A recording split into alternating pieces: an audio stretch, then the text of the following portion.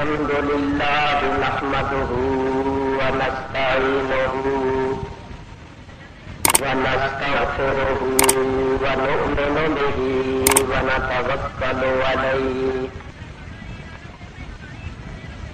ونعوذ بالله من شرور أنفسنا ومن سيئات أعمالنا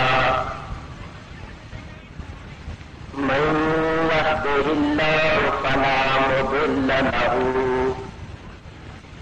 ومن يضلله فلا هادي له ونشهد أن لا إله إلا الله وحده لا شريك له ونشهد أن سيدنا ومولانا وشفيعنا وحبيبنا وحبيب ربنا وطبيبنا وطبيب قلوبنا وشفاء صدورنا محمدا عبده ورسوله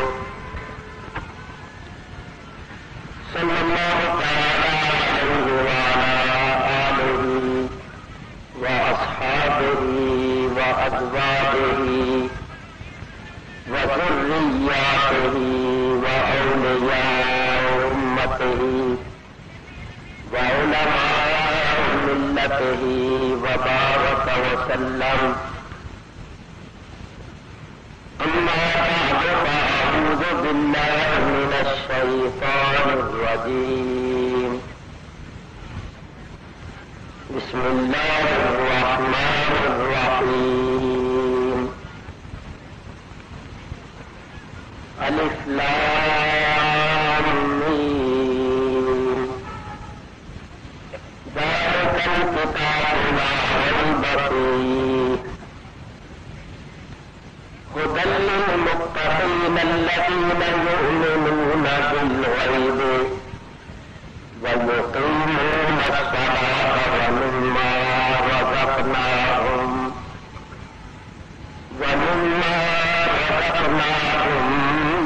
ينفقون. صدق الله العلي العظيم. روشی پڑھیے اللهم صل على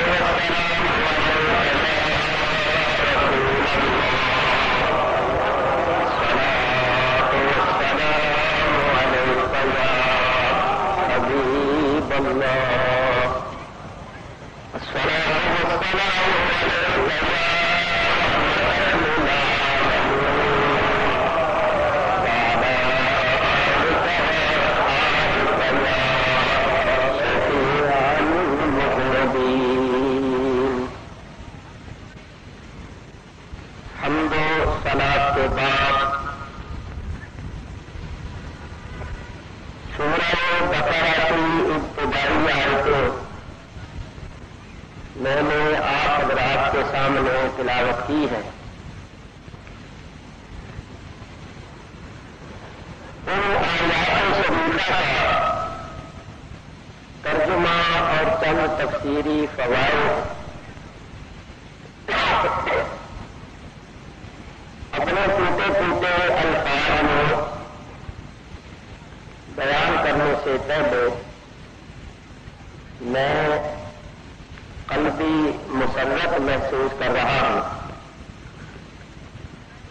کہ میں ایک نورانی اور روحانی شخصیت کی صدارت میں آپ حضرات کے سامنے بیان کرنے کا شرف حاصل کر رہا ہوں. پیر طریقت رہبر شریعت حضرت قبلہ صاحبزادہ محبوب الرحمان صاحب مدد اللہ العالی سجادہ نشین دربار عالیہ نقشبندیہ مجددیہ عیدگاہ شریف راول پنڈی تشریف فرما ہے. گزشتہ سال بھی میں نے آپ کی صدارت میں اسی مدرسے میں بیان کرنے کی سعادت حاصل کی تھی. حضرت کے ساتھ ساتھ اسٹیج پر اور مجمع میں علاقے کے علماء کرام تشریف فرما ہے اور بزرگان ملت تشریف فرما ہے. میں ان سارے علماء کا، سارے بزرگوں کا اور آپ حضرات کا شکریہ ادا کرتا ہوں اور سب کے لیے دعائیں کرتا ہوں کہ اللہ تبارک و تعالی سب کو درجہ بدرجہ اپنی رحمتوں اور برکتوں سے نوازے. میرے دوستوں اور بزرگوں، میں آج آپ حضرات کے سامنے ایک بڑی اہم بات پیش کرنا چاہتا ہوں.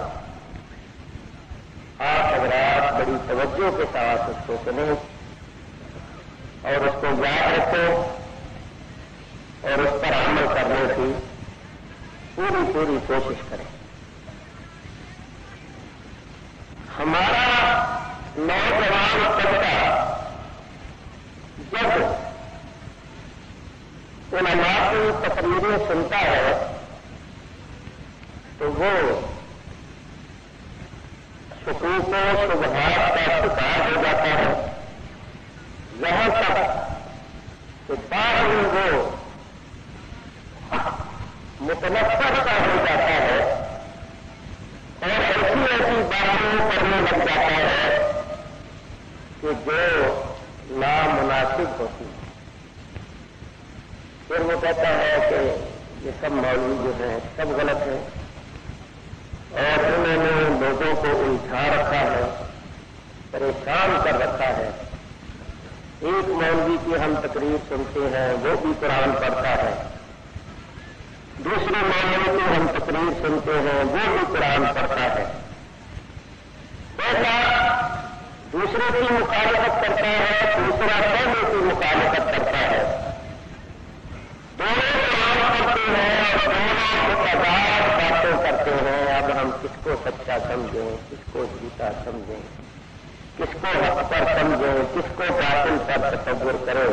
بڑی مصیبت ہو گئی ہے، بڑی پریشانی ہو گئی ہے. کیا کریں؟ اس کا نتیجہ یہ نکلتا ہے کہ پھر وہ تقریریں سننا ہی چھوڑ دیتا ہے اور علماء کو متنفر ہو جاتا ہے. تو میرے دوستوں اور بزرگوں، میں کوشش کروں گا کہ آپ حضرات کے سامنے اس روم پر حل پیش کریں. وما توفیقی الا باللہ العلی العظیم. سب سے پہلے میں ایک بات کرتا ہوں، اس بات کو ذہن میں رکھیے. ملک ہندوستان میں انگریز کے اقتدار سے پہلے جتنے بھی علماء اہل سنت تھے ان سب کی تصانیف اور دیکھیے سب اہل سنت و جماعت.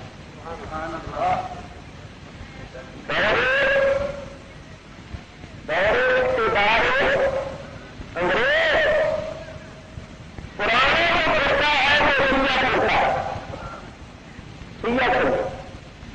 انگریز کے دور اقتدار سے پہلے جو علماء اہل سنت تھے آپ ان کے حالات پر کر دیکھیے، ان کی تصانیف پر کر دیکھیے، وہ سب صحیح العقیدہ سنی تھے اور ہمارے عقائد بھی وہی ہو جو سنتے.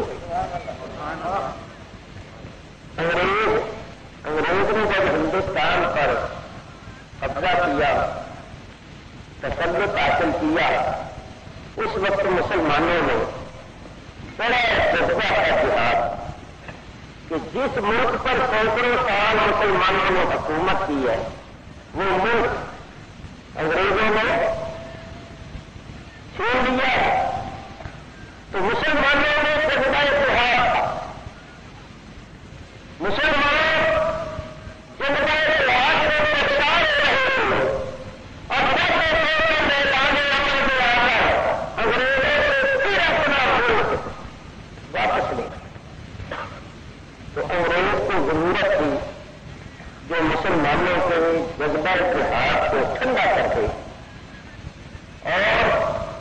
مسلمانوں کے اندر جو جذبہ جہاد پیدا ہو رہا ہے اس کو ختم کر دے تو اس نے مرزا قادیانی کی خدمات حاصل کی. مرزا قادیانی نے اپنی کتابوں میں فیصلہ دیتا کہ اب کافروں کے ساتھ جہاد کرنا جنگ کرنا حرام. چنانچہ اس کا ایک شعر میں سنا دیتا ہوں. اب چھوڑ دوستوں جہاد کا خیال کیونکہ حرام ہے جہاد اور قتال. یہ میں دوستوں اب جہاد کرنے کا خیال چھوڑ دو. اب دین میں جہاد اور قتال کرنا حرام ہے. اس کی ایک کتاب ہے جس کا نام ہے برے زمین. اس کے اندر اس نے یہ شعر لکھا. آگے بھی بڑے شعر لکھے ہیں جن کا مقصد یہ ہے کہ جو جہاد کا خطرہ ہے وہ مسلمان نہیں ہے. جو اس وقت جہاد کا خطرہ ہے وہ ظاہر ہے، وہ مفتی نہیں ہے، وہ دین نہیں ہے. چنانچہ میں تو صرف ایک ہی بات کہا کرتا ہوں اور جو لوگ مرزا صاحب کو مانتے ہیں ان سے یہ کہا کرتا ہوں کہ ذرا سوچو کہ اگر مرزا صاحب کی اسی بات کو لے لیا جائے تو آج دنیا میں کوئی سلطنت مسلمانوں کی نہیں رہ سکتی. کیونکہ اگر دشمن مسلمانوں کی سلطنت پر حملہ کرے تو مسلمانوں کے لیے جہاد اور قتال کرنا تو حرام. تو ان کی یہی صورت ہے کہ وہ کر کے اپنی سلطنت ان کے حوالے کر دیں کہ اگر ہم لڑے تو پھر وہ حرام کا مرتکب ہو جائے گی. زیادہ آگے ہماری حکومت اور سلطنت پر اور پروکار کر سکتا تھا. تو بتائیے کوئی سلطنت مسلمانوں کے پاس رہ سکتی؟ روز آیا افغانستان میں تو افغانستان والے دیا جو اس سے آگے بڑھ کر جو پاکستان میں آ گئے وہ آگے بڑھتا گئے. اس طرح سلطنتیں ان کے حوالے کرتے گئے اور مرزا صاحب کی بات مانتے گئے اور مسلمانوں کا بیڑا کرتے گئے. تو یہ فرقہ انگریز کی پیدا ہوا. اس کے بعد انگریزوں نے مسلمانوں کے دور کو ٹھنڈا کرنے کے لیے یہ جو تبلیغی جماعت کے بانی تھے ان کو 600 روپیہ مہینہ دینا کیا. یہ اس وقت کی بات ہے جب 600 ایسا تھا کہ آج کل کا 6 لاکھ تھوڑا بہت ہوگا. اس وقت 600 روپئے کا کام آ جاتا تھا جو آج کل 6 لاکھ روپئے کا آتا ہے. جی 600 روپیہ مہینہ اس تبلیغی جماعت کو دیتا. یہ ہم بریلوی نہیں کہتے. یہ مولوی شبیر احمد مسلمانوں جو بندیوں کے بڑے عالم ہیں انہوں نے یہ لکھا کہ 600 روپیہ مہینہ ان کو ملتا تھا. کیا مطلب کہ گاؤں گاؤں کرو، شہر شہر، کریا بکریا، گلی بگلی پھرو اور لوگوں کو نماز روزے کی باتیں کرو اور دوسرے جو ہے نا معاملات ان سے خیالات کو ہٹا دو. اور آزادی کے ساتھ ہم نماز پڑھ سکتے ہیں، اذان کر سکتے ہیں. جب ہمیں مذہبی آزادی ہے تو پھر ان کے ساتھ لڑنا جو ہے وہ اچھا نہیں ہے. مقصد یہ کہ اس طرح کے بنتے چلے گئے اور جناب والا انہوں نے نئی نئی باتیں اور نئے نئے عقیدے نکال. میں نے آپ کے سامنے پیار کیا ہے کہ انگریز کے دور اقتدار سے پہلے جو ہمارے سنت تھے وہ سب کے سب صحیح عقیدہ اہل سنت و جماعت تھے اور ہم انہیں کے جانشین ہیں، انہیں کے طریقے پر ہیں. یہ جتنے نئے نئے فرقے اور جماعتیں بنی ہیں وہ سب انگریز کے پہلے اقتدار سے بعد. انگریزوں نے ان کو اپنے مفاد کے لیے استعمال کیا اور یہ پیسہ بہت بری بنا ہے. پیسہ ایک شاعر کا شعر ہے، اے سر تو خدا نہیں ولیکن بخدا. اے سر تو خدا نہیں ولیکن بخدا.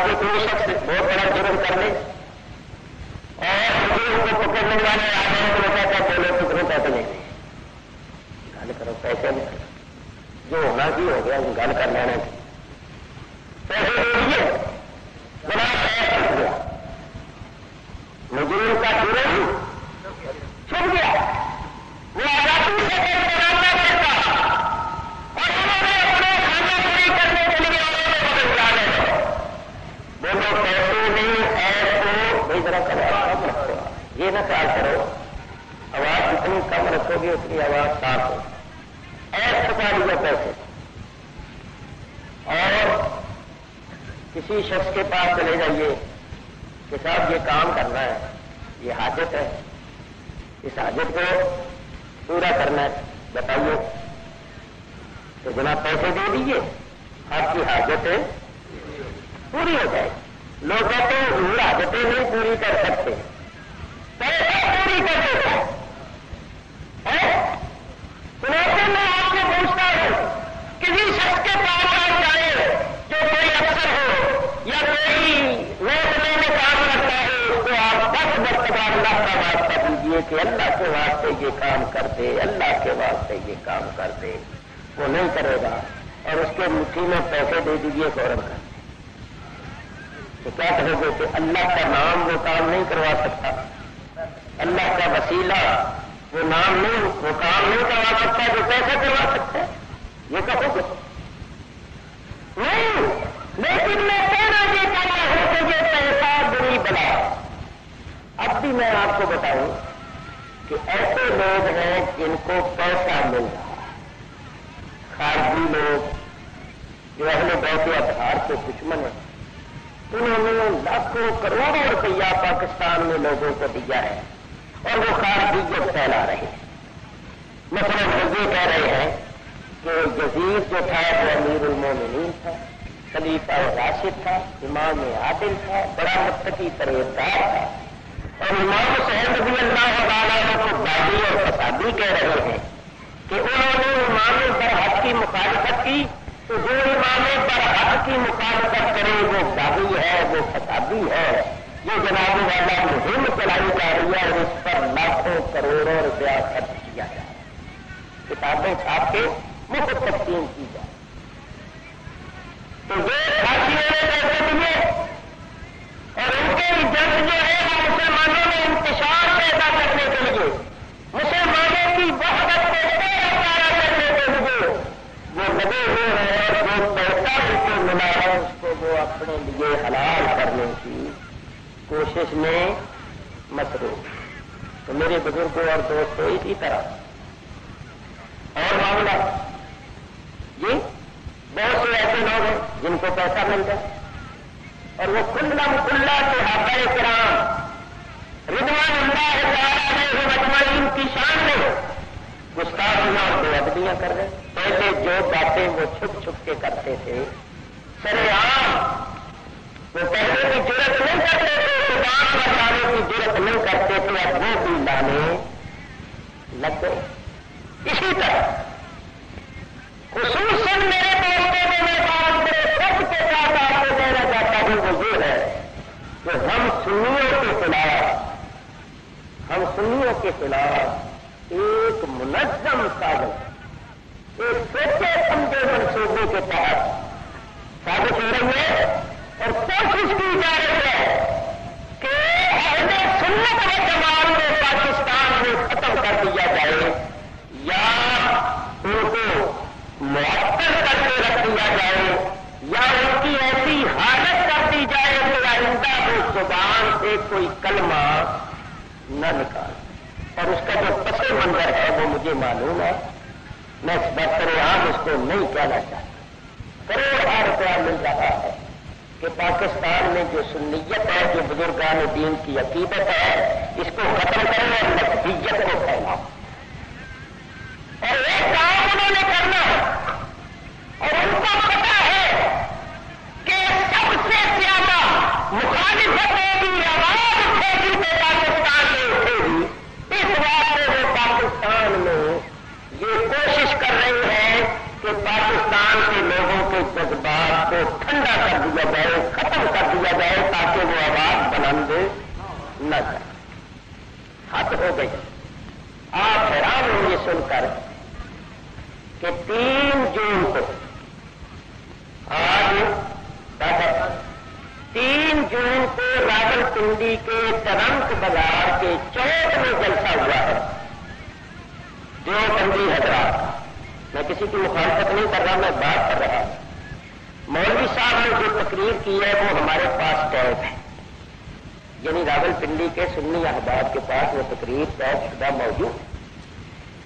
اس تقریر کو سن کر پھر خاص الفاظ انہوں نے کاغذ پر لکھے اور لکھ کر اس کی فوٹو اسٹیٹ کاپیاں کروائی اور حکام کو بھی بھیجی ہیں اور عوام کو بھی دی. 4 تاریخ کو میری وہاں تقریر تھی، مجھے بھی ایک کاپی دی گئی. میں نے بڑے بڑے سکھا دوستوں سے پوچھا کہ واقعی انہوں نے ایسا کہا. میں کہا جی سن چنانچہ ٹیپ سنی گئی. اس میں تو بہت سی باتیں کہی گئی ہیں. میں صرف ایک بات آپ کو بتانا چاہتا ہوں. مولوی صاحب نے تقریر کرتے ہوئے یہ کہا کہ پاکستان کو ایک کنویں کی مانند سمجھ. پاکستان ایک کنواں، اس میں 3 کتے پڑے ہوئے. جب تک ان 3 کتے کو نہ نکالا جائے گا، یہاں تک کہ ان کی ہڈیاں بھی نہیں نکالی جائے گی، یہ کنواں یعنی پاکستان نجاست سے پاک نہیں ہو. اور وہ 3 کتے کون سے ہیں؟ ایک قادیانی، دوسرے شیعہ اور تیسرے بریلوی.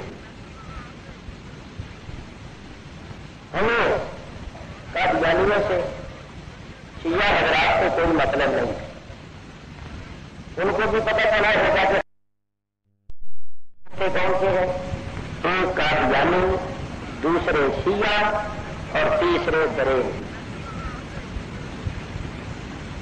ہمیں قادیانیوں سے شیعہ حضرات کو کوئی مطلب نہیں ہے.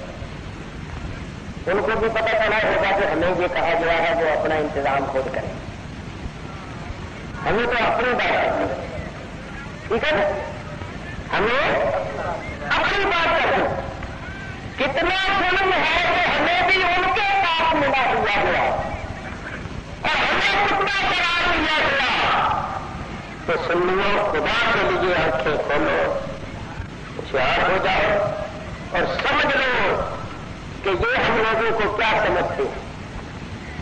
یہ ہمارا وجود برداشت نہیں کرتے اور ہمیں کتا قرار دے رہے ہیں اور پاکستان کو ایک کنویں سے تشبیہ دے رہے ہیں اور کہتے ہیں کہ یہ پاکستان جو ہے یہ پلیت ہے. چنانچہ میرے سامنے جب یہ بات آئی تو میں نے صرف اتنا کہا کہ جس مولوی نے یہ تقریر کرتے ہوئے یہ بات کہی ہے وہ بڑا احمق اور بے وقوف معلوم ہوتا ہے. اس نے بات کرنے سے پہلے یہ سوچا نہیں کہ میں بات کرنے لگا ہوں تو اس ملک میں ابھی پڑھے لکھے لوگ موجود ہیں، سمجھدار لوگ موجود ہیں، وہ کیا نتیجہ نکالیں گے. ارے جس کنویں میں جو 3 کتے گرے ہوئے ہیں تم بھی تو اسی کنویں میں رہتے ہو. میں نے یہ کہا کہ ان سے پوچھو کہ تم کون سے کنویں میں رہتے ہو. تم بھی تو اسی کنویں میں رہتے ہو جس کا نام ہے پاکستان. تو اگر ان تینوں کی وجہ سے یہ کنواں پلید ہے، نجس ہے، تو تم بھی تو اسی کنویں میں رہتے ہو. تم کیسے پاک رہے؟ تم بھی تو نجس ہو گئے، تم بھی تو پلید ہو گئے. اب ایک ہی صورت ہے کہ یا تو اس کنویں سے ان تینوں کو نکال دیا جائے اور انہوں نے نکلنا نہیں. لہذا بہتر یہ ہے کہ اگر تم نجاست سے بچنا چاہتے ہو تو تم ہی اس سے نکل جاؤ تاکہ پاکستان پاک ہو جائے. پاکستان حیرت ہے ارباب حکومت سے بھی کہ یہ تقریر برسر بازار ہو رہی ہے اور جنازے والا سب لوگ لکھنے والے بھی موجود ہیں، پولیس بھی موجود ہے اور کوئی جنازے والا ابھی اس پر پوچھ گچھ نہیں ہے، کوئی معاوضہ نہیں. کتنی بڑی بات ہے کہ جنازے والا پاکستان میں پولیس کام کر دیا اور میں نے کہا اسی پاکستان میں ہندو بھی رہے، اسی پاکستان میں عیسائی بھی رہے، اسی پاکستان میں یہودی بھی رہے، اسی پاکستان میں مجوسی بھی رہے، ان کا نام نہیں لیا ہے، یہ پتہ نہیں کیا ہے، ان کا نام نہیں لیا، شاید ان کا ان سے کوئی رشتہ وغیرہ تعلق وغیرہ ہوگا، ان کا نام نہیں کہ ان کو بھی نکالا جائے، صرف 3 کا نام لیا، قادیانی، شیعہ اور چلو۔ دیکھو بھائی، یہ پاکستان ہے، اس میں سب نے رہنا ہے، عیسائیوں نے بھی رہنا ہے، یہودیوں نے بھی رہنا ہے، ہندوؤں نے بھی رہنا ہے، قادیانیوں نے بھی رہنا ہے، اور ہم نے ان کے حقوق کا تحفظ کرنا، جو ان کی حیثیت ہے ان کی حیثیت کے مطابق ہم نے ان کے حقوق کا تحفظ کرنا ہے۔ ہمارا اسلام تو ہمیں یہ حکم دیتا ہے کہ جو اسلامی سلطنت اور حکومت میں اس قسم کے لوگ رہے جن کو ذمہ کہا جاتا ہے، ان کے حقوق کا تحفظ کرو، ان کی جان مال عزت آبرو کی بھی حفاظت جی، تو ہم نے تو ان کے بھی حقوق کا تحفظ کرنا ہے۔ جو غیر کہ ہم اپنے مسلمانوں بھائیوں سے اس قسم کی باتیں کرنے لگ جائیں کہ یہ جو ہے بریلوی، یہ بھی معاذ اللہ کتے ہے، توبہ توبہ استغفر اللہ، اور پاکستان کو انہوں نے نجس قرار دیا۔ اصل بات اور ہے، جس وقت پاکستان بن رہا تھا نا، اس وقت بھی انہوں نے پاکستان کو پلیتستان ہی کہا۔ میرے پاس ثبوت موجود ہے، اور میں نے اس پر ایک پیمفلٹ لکھا ہے جس کے ضرور میرے پیچھے میں چھپ گیا ہوگا۔ میں نے لکھا ہے کہ یہ جو حضرات اور کوئی بندی یہ رسول پاکستان کو وقت تقریریں کرتے تھے کہ ہم پاکستان کو پاکستان نہیں سمجھتے بلکہ پلیتستان سمجھتے، قائد اعظم کو کافر اعظم کہتے تھے، پاکستان کو پلیتستان کہتے تھے، اور اس وقت ایک طرف کانگریس تھی، ایک طرف مسلم لیگ تھی، تو مولوی عطاء اللہ شاہ بخاری نے تقریر کرتے ہوئے کہا تھا کہ جو مسلم لیگ کو ووٹ دیں گے وہ سور ہے، اور وہ سور کہنے والے یہ سب کتابوں میں موجود ہے۔ لیکن الحمدللہ پاکستان بن گیا۔ ان لوگوں کو چل دیکھا کہ جس پاکستان کو یہ پلیتستان کہتے تھے اس پاکستان میں نہ آتے، مگر جب ان کو نہرو اور گاندھی نے پناہ نہ دی تو آخر ان کو بھی اسی پاکستان میں اسے کہتا ہوں، اور اگر جہاں رپورٹ لکھنے والے موجود ہوں تو ان سے کہتا ہوں کہ یہ لکھو اور حکومت تک پہنچاؤ کہ انہوں نے آج تک پاکستان کو دل سے تسلیم نہیں کیا۔ اب بھی ان کے یہی کہتے ہیں کہ خدا کا شکر ہے کہ پاکستان بنانے کے گناہ کو ہم شریک نہیں تھے، کہتے ہیں یا نہیں؟ اگر کہ مر گئے ہیں مگر کہہ تو گئے نا، وہ کہتے ہیں خدا کا شکر ہے کہ ہم پاکستان بنانے کے گناہ میں شریک نہیں تھے۔ میرے بزرگوں اور دوستوں، آج تک انہوں نے تسلیم نہیں کیا، اور ہر دور میں کسی نہ کسی رنگ میں مخالفت کی ہے، تقریبی کارروائیاں کی ہے، تعمیری کام نہیں کیے، ہمیشہ تقریبی کارروائیاں کی ہے اور اب بھی کر رہے ہیں۔ لیکن میں صرف آپ کو یہ بات بتا کے آگے بڑھنا چاہتا ہوں کہ الحمدللہ حصول پاکستان کے وقت تمام مشائخ اہل سنت، تمام پیر اہل اسلام اور تمام علماء کرام میدان میں نکل آئے تھے، اور ان کا یہ نعرہ تھا پاکستان کا مطلب لا الہ الا اللہ، بلکہ رہے گا پاکستان۔ میری عمر اس وقت 17 سال کی تھی، میں کوئی بچہ نہیں تھا، باقاعدہ میں پڑھتا تھا، سمجھدار تھا، میں نے خود ان جلوسوں میں شرکت کی ہے، میں نے اپنے حضرت صاحب شریف والے کے ساتھ علاقے سے دورے کیے ہیں، مجھے پوری پاکستان کی تاریخ معلوم ہے، آنکھوں سے دیکھی ہوئی حالت ہے، میرے پیش نظر ہے، مجھے معلوم ہے کہ یہ لوگ اس وقت کہتے تھے کہ 10,000 محمد علی جناح نہرو کی جوتی کے رکھنے پر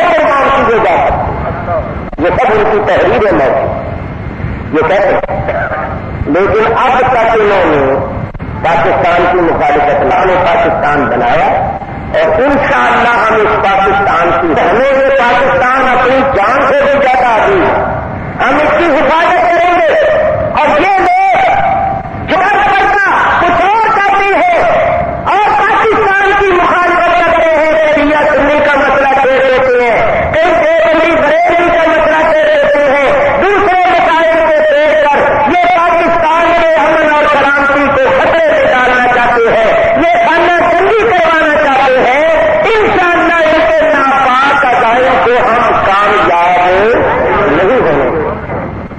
تو میرے سنی بھائیوں، میں خادم ہونے کی حیثیت سے کرتا ہوں کہ کسی بھی تقریبی کارروائی میں، کسی بھی ایسی تحریک میں آپ شامل نہ ہو جو پاکستان کے مخالف یا ان کے عقائد یہ ہو کہ پاکستان میں خانہ جنگی کروائیں اور پاکستان کے امن اور سلامتی کو خطرے میں ڈالیں۔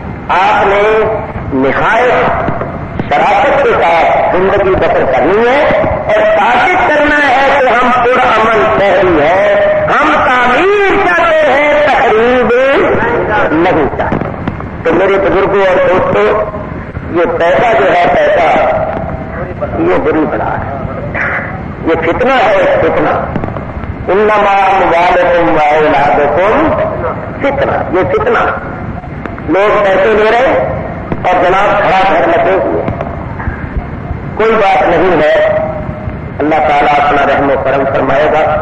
میں تلاوت کرتا آیات کا ترجمہ اور چند تفسیری فوائد مختصر سے وقت میں آپ کے سامنے پیش کر رہا ہوں۔ آپ حضرات بڑی توجہ سے سنیے اور ایک مرتبہ درود شریف پڑھ لیجیے۔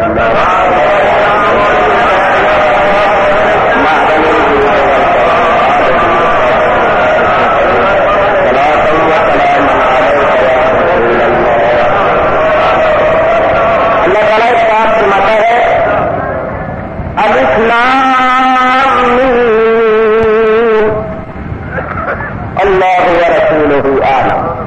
اس کا حقیقی مطلب و مفہوم اللہ اور اللہ تعالیٰ کے بتانے سے اس کا حبیب جانتا ہے۔ یہ اللہ تعالیٰ اور اس کے رسول صلی اللہ علیہ وسلم کے درمیان اسرار ہیں، رموز ہے، ان کو اسرار ہی رہنے دیجیے اور آگے بڑھیں۔ اللہ تعالیٰ ایک بات فرماتا ہے ذالک الکتاب لا ریب فیہ، یہ وہ کتاب ہے جس میں کوئی شک و شبہ نہیں، کیونکہ دستار بندی کا جلسہ ہے، 13 حافظوں کی دستار بندی ہوئی ہے، حافظوں کی، قاریوں کی، اس لیے میں نے مناسب سمجھا کہ آپ کے سامنے قرآن کریم کے متعلق بیان کریں۔ اللہ تعالیٰ اس بات فرماتا ہے ذالک الکتاب لا ریب فیہ، یہ وہی کتاب ہے جس میں کوئی شک و شبہ نہیں۔ قرآن کریم کے سر ورق پر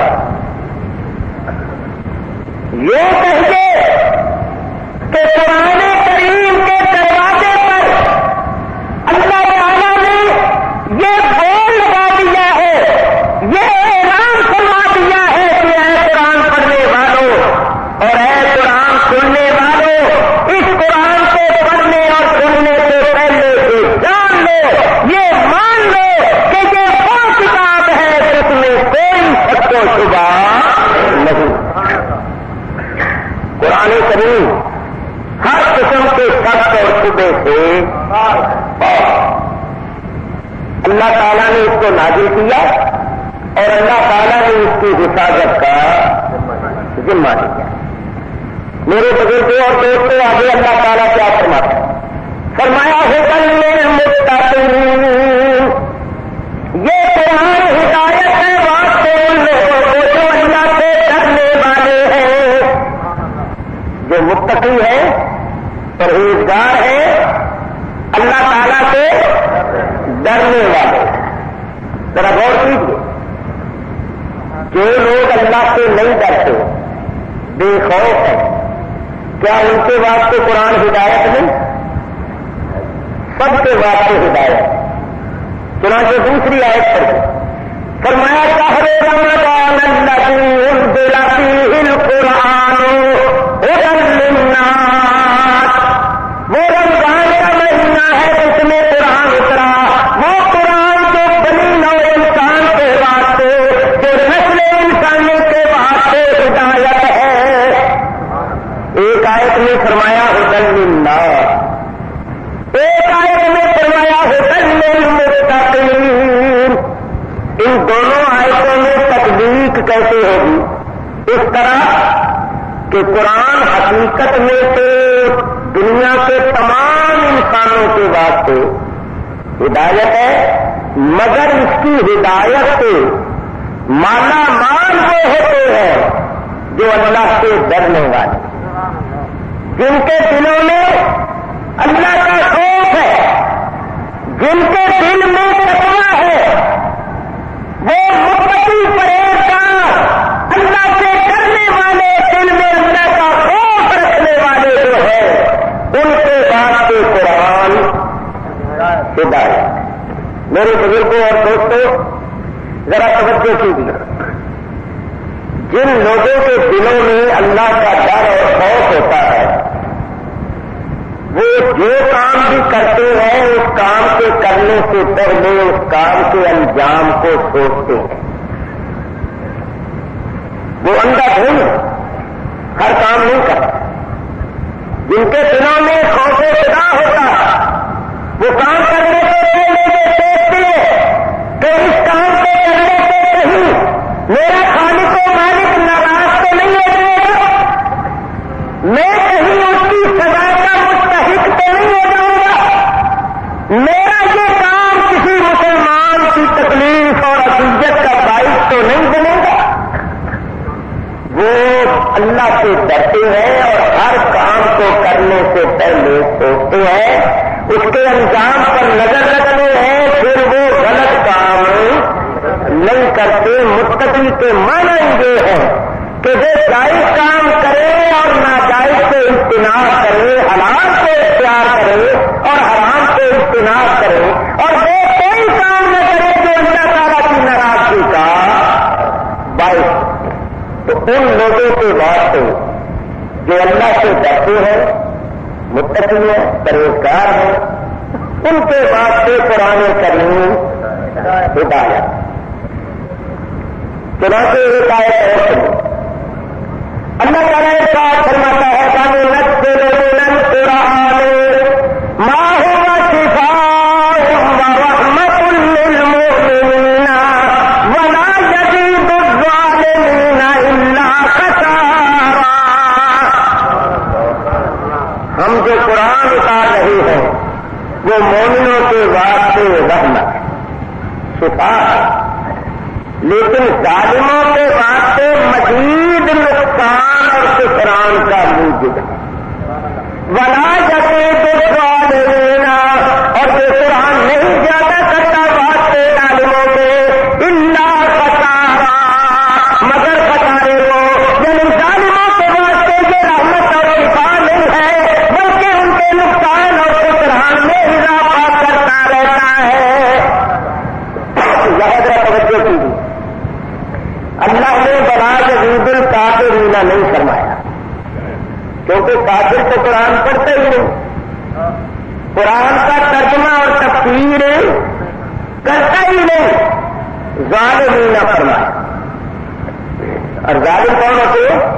ظالم وہ ہے جو عدل و انصاف نہ کرے، کیونکہ ظلم کی ضد ہے عدل، جو عدل نہیں کرتے، انصاف نہیں کرتے، ان کے واسطے فرمایا قرآن رحمت اور شفا نہیں ہے، رحمت اور شفا مومنین کے واسطے۔ معلوم ہوا سب لوگ قرآن سے فائدہ حاصل نہیں کرتے، سب لوگ قرآن سے رحمت اور شفا حاصل نہیں کرتے، بعض لوگ اس قرآن سے نقصان بھی اٹھاتے ہیں، اس قرآن سے خسران بھی اٹھاتے ہیں، ان کو نقصان ہوتا ہے۔ چنانچہ ایک اور آیت میں فرمایا يُضِلُّ بِهِ كَثِيرًا وَيَهْدِي بِهِ كَثِيرًا، وہ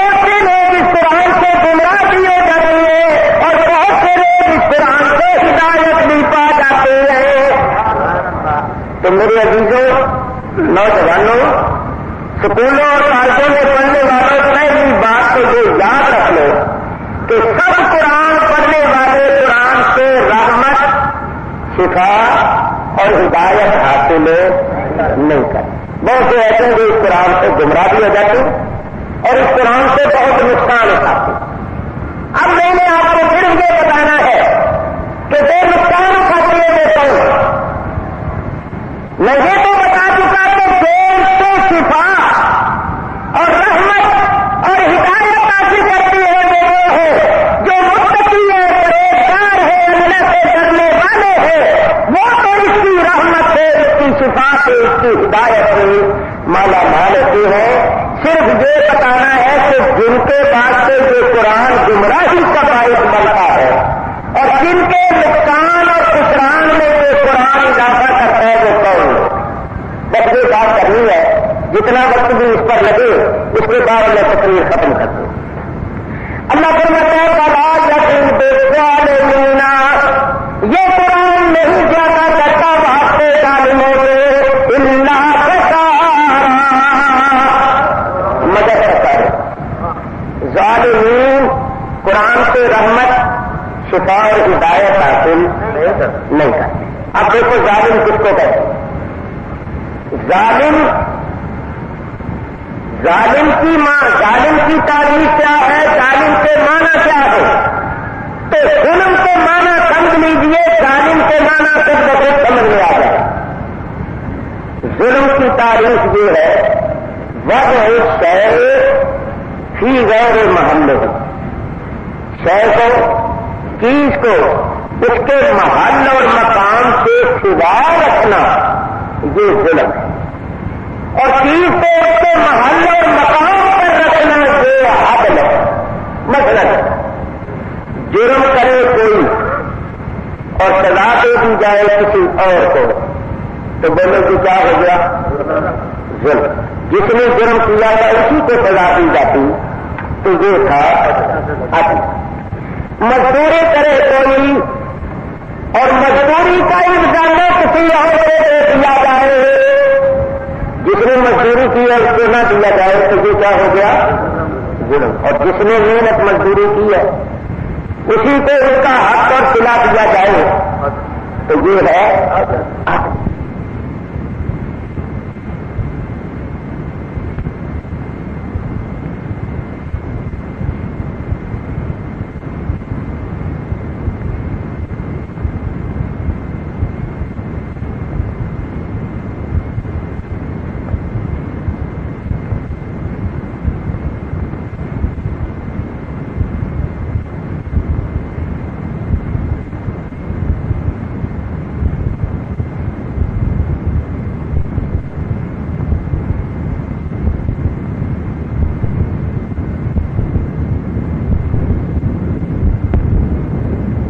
اب میں آپ کو انصاف کا راستہ دے کر پوچھتا ہوں کہ اللہ تعالیٰ آیتیں اتارے بتوں کے بارے میں اور انہیں آیتوں کو پڑھ کے لکھ کے نبیوں ولیوں پر لگایا جائے تو یہ ظلم ہے یا عدل ہے؟ ظلم ہے. اور جو یہ ظلم کرتے ہیں وہ ظالم. اور ایسے ظالموں کے واسطے قرآن رحمت اور شفا نہیں ہے بلکہ ان کے نقصان اور خسران میں اضافہ کرتا ہے. تو میرے بزرگوں اور دوستوں، میں دعوے سے کہتا ہوں اور اس دعوے کو ثابت کرنے کے واسطے تیار ہوں، بلکہ ہمارے تمام علماء ثابت کرنے کے واسطے تیار ہیں کہ یہ جو انگریز کے دور اقتدار کے بعد میں پیدا ہوئے ہیں، خدا کی قسم انہوں نے جو آیتیں بتوں کے بارے میں اتری تھی ان آیتوں کو نبیوں ولیوں پر لگانا شروع کیا ہوا ہے. ان کی کتابیں اٹھا کر دیکھ لو، تقریباً ایمان اٹھاؤ، جواہر القرآن اٹھاؤ اور کوئی کتاب ہو، درس توحید وغیرہ اٹھا کر دیکھو، جتنی آیتیں بتوں کے بارے میں اتری ہیں ان سب آیتوں کو انہوں نے نبیوں اور ولیوں پر سستا کیا ہے. تو یہ ظلم ہے یا نہیں؟ ظلم ہے. تو ایسے ظالموں کے واسطے قرآن کبھی رحمت اور شفا اور ہدایت نہیں ہوتا. چنانچہ آئیے میں آپ کو بتاؤں کہ یہ بتوں آیتیں نبیوں ولیوں پر کس طرح لگاتی ہیں، کس طرح لگاتی ہیں؟ اور کچھ آپ جانتے ہیں کہ جب ہمارے نبی کریم علیہ الصلوۃ والسلام مبعوث ہوئے تھے، اس وقت لوگ بتوں کی پوجا کرتے، بت پرستی کا جو عالم تھا کہ مشرکوں نے کھانے کعبے کے اندر 360 بت رکھے ہوئے تھے، گھر گھر میں بت، ہر خاندان ہر قبیلے کا خدا الگ الگ، صبح کا خدا الگ، دوپہر کا الگ، شام کا الگ، لڑکا دینے والا الگ، لڑکی دینے والا الگ، ہوائیں چلانے والا الگ، بارشیں برسانے والا الگ، لڑکے دینے والا الگ، لڑکیاں دینے والا الگ، ڈیرے چڑھانے والا الگ اور ڈیرے غرق کرنے والا الگ۔ عجیب حالت۔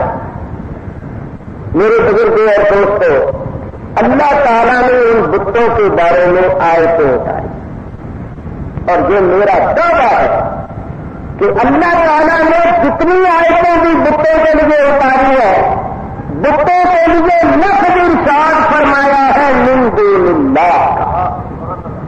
بولے اللہ نے بتوں کے لیے کیا لفظ فرمایا؟ اس کو ذرا اچھی طرح یاد کر لو، سب کہو من دون اللہ، من دون اللہ۔ بتوں کے لیے اللہ نے جو لفظ فرمایا من دون اللہ، تو وہ جتنی من دون اللہ والی آیتیں ہیں بتوں کے بارے میں اتنی ہوئی، ان مولویوں نے جو انگریز کے دور اقتدار کے بعد پیدا ہوئے اور پہلے علماء کے خلاف نئی نئی جماعتیں والے، انہوں نے وہ ساری بتوں والی آیتیں نبیوں ولیوں پر لگائی ہوئی ہیں۔ ان کی کتابیں پڑھ کے دیکھ لو، ان کی تقریریں سن کے دیکھ، کس طرح سے لگاتے ہیں۔ یہ کہتے ہیں من دون اللہ کا معنی ہے اللہ کے سوا۔ یہ میں آپ کو بتا رہا ہوں کس طرح لگاتے ہیں۔ بولو کہ من دون اللہ کا معنی کیا کرتے ہیں؟ اللہ کے سوا، اور کہتے ہیں نبی ولی بھی اللہ کے سوا ہے، لہذا وہ بھی من دون اللہ میں داخل ہے، کیونکہ من دون اللہ کا معنی ہے اللہ کے سوا، تو وہ بھی اللہ کے سوا ہے، وہ من دون اللہ میں داخل ہے، تو نبی ولی بھی اللہ کے سوا ہے، لہذا وہ بھی من دون اللہ میں داخل ہے۔ اس سلسلے میں میں ایک بات کر سکتا ہوں، میرے بزرگوں اور دوستوں، بلا شبہ نبی ولی اللہ نہیں، اللہ کے سوا ہے، ہم ان کو اللہ نہیں مانتے۔ جو نبیوں ولیوں کو اللہ مانے وہ مشرک ہے۔ نبی ولی اللہ نہیں ہے، اللہ کے سوا ہے، مگر وہ من دون اللہ میں داخل نہیں، یہ ہمارا دعویٰ ہے۔ نبی ولی یقیناً اللہ کے سوا ہے، مگر وہ من دون اللہ میں داخل نہیں ہے۔ دو دلیلیں پیش کرتا ہے۔ اللہ تعالیٰ نے مشرکوں کو مخاطب کر کے فرمایا، اے مشرکو انکم وما تعبدون من دون اللہ حسب جہنم، انکم بے شک اے مشرکو تم، وما تعبدون اور وہ جن کو تم پوجتے ہو، کون؟ من دون اللہ، من دون اللہ، حسب جہنم، سب جہنم کا ایندھن۔ اے مشرکو تم بھی اور تمہارے من دون اللہ جن کو تم پوچھتے سب جہنم کا ایندھن ہے۔ قرآن سے ثابت ہوا کہ من دون اللہ جہنم کا ایندھن ہے۔ خدا کے لیے ذرا سوچ کر بتاؤ کہ اگر نبیوں ولیوں کو بھی من دون اللہ میں داخل کیا جائے تو وہ بھی جہنم کا ایندھن ٹھہرتے ہے، اور نبی ولی جہنم کا ایندھن ہے ہرگز نہیں، لہذا وہ من دون اللہ میں داخل نہیں۔ جو شخص ان کو من دون اللہ میں داخل کرتا ہے وہ اتنا بڑا ظالم ہے کہ ان کو جہنمی قرار دینے کی کوشش کرتا ہے، تو جو نبیوں ولیوں کو جہنمی قرار دینے کی کوشش کرے وہ خود جہنم کا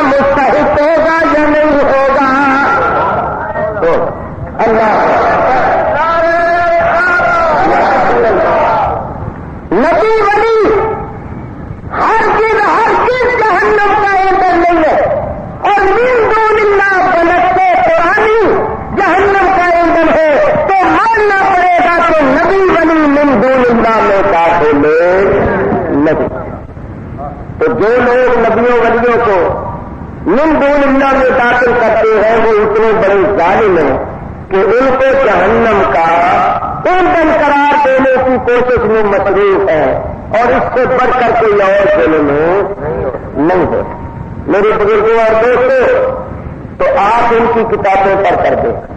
اب ہم لوگوں کو اتنی گہرائی تو آتی نہیں، اتنا علم تو ہوتا نہیں. ہم کہتے ہیں کہ قرآن کی آیت لکھی ہوئی ہے اور نیچے اس کا ترجمہ لکھا ہوا ہے، لیکن ہمیں یہ معلوم تو ہوتا نہیں کہ آئے دوسری ہے بک کے حق میں اور مولوی بلیک مارکیٹ کر رہے ہیں، گڑبڑ کر رہے ہیں. جب بیانتی اور بے ایمانی کا مظاہرہ کرتے ہوئے بک کے حق میں اتنی ہوئی آیت کو نبی ولی پر لگا رہا ہے. یہ تو کوئی عالم نہیں سمجھ سکتے ہیں، آپ تو سمجھ نہیں سکتے. آپ نے تو یہ دیکھ رہے ہیں کہ اوپر قرآن کی آیت لکھی ہے، نیچے ترجمہ لکھا ہوا ہے کہ جو اللہ کے سوا کو پکارتے ہیں وہ مشرک ہے، جو اللہ کے سوا ہے وہ سارے مل جائیں تو یہ ایک مکھی بھی نہیں بنا سکتے.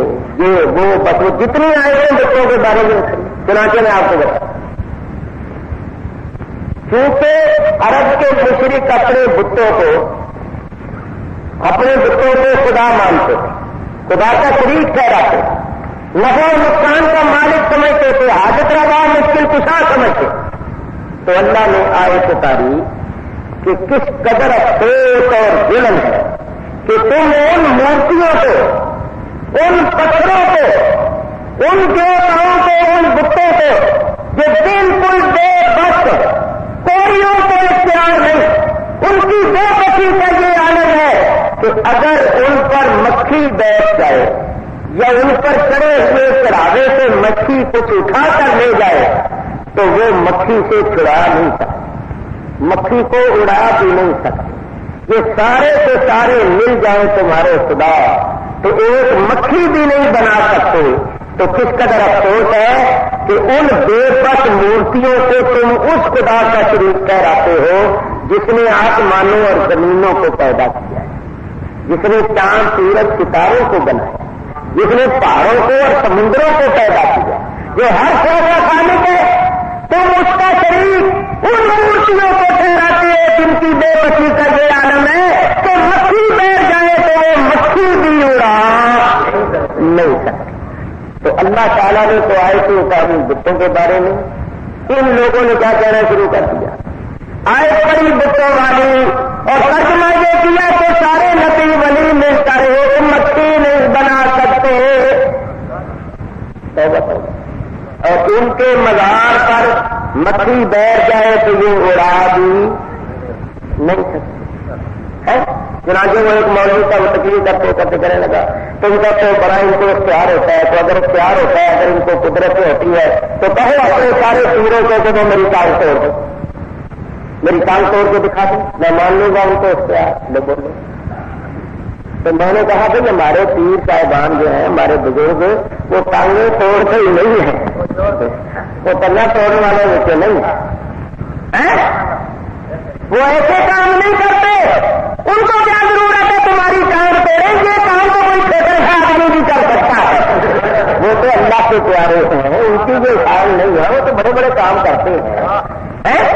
ٹنگا توڑنی ہے تو کوئی اور چھوٹا آدمی بھی کم کر سکتا ہے. تو آپ کی ڈنڈا دے دو پھر توڑ کے رکھ دے، حد ہو گئی. چنانچہ میں آپ کو بتاؤں ان کا جو بڑا تھا نا ابن عبد الوہاب، جس کی وجہ سے ان کو وہابی کہا جاتا ہے، اس کے بارے میں یہ لکھا ہے.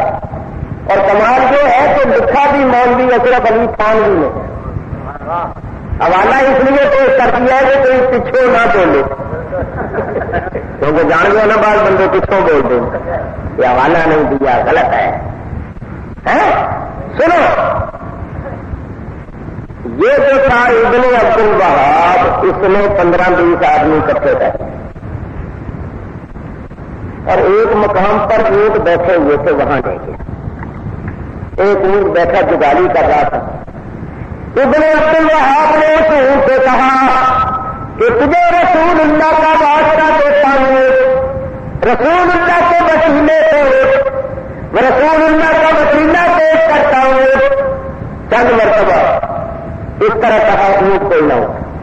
بعد میں اس نے مارا ڈنڈا، اونٹ اس کے کھڑا ہو. کہنا دیکھا تمہارا رسول، تمہارے رسول کا وسیلہ وہ کام نہیں کر سکتا جو میرا ڈنڈا کام کر سکتا ہے۔ چنانچہ وہ کہا کرتا تھا، بات کرتا تھا تو کہا کرتا تھا کہ میرا یہ ڈنڈا نفع پہنچا سکتا ہے، محمد نفع نہیں پہنچا سکتا۔ میں اس ڈنڈے سے کتے کو مار سکتا ہوں، سانپ کو مار سکتا ہوں، سہارا لے سکتا ہوں، ایک لگا سکتا ہوں، محمد کو کیا کرتا معاذ اللہ ثم معاذ اللہ ثم معاذ۔ چنانچہ جن لوگوں کو اکٹھا کر کے لے گیا تھا نا، تو ان میں سارے کوئی بیوقوف تو نہیں تھے نا، سمجھدار بھی تھے۔ انہوں نے کہا اچھا تو نے اب اپنی دلیل پیش کی ہے نا، اب ہمارے ساتھ ہماری دلیل کی دے۔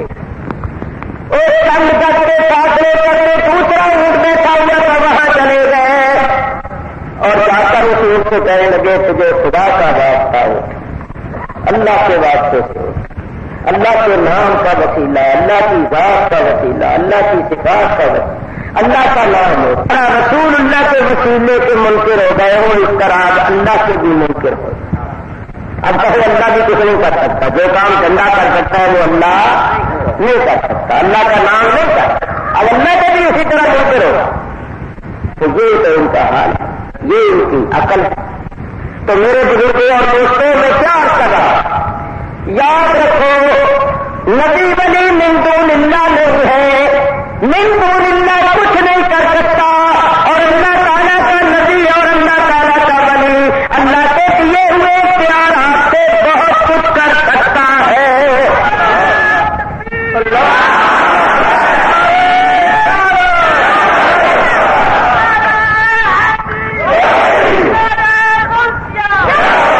خلاصے میں آ کرے جو بت بنائے گئے یا بنائے جاتے ہیں، اب بھی جا کر دیکھ لو، ہندوؤں کے مندروں میں جاؤ۔ ابھی میں انڈیا گیا تھا، زیارتوں کے واسطے کو میں نے دیکھا جگہ جگہ وہاں بت بنے جگہ، اور جو پجاری جو ہے وہ پوجا کرتے ہیں، تو ان بتوں کی آنکھیں بھی ہوتی ہیں، کان بھی ہوتے ہیں، ہاتھ بھی بناتے ہیں، پیر بھی بناتے ہیں۔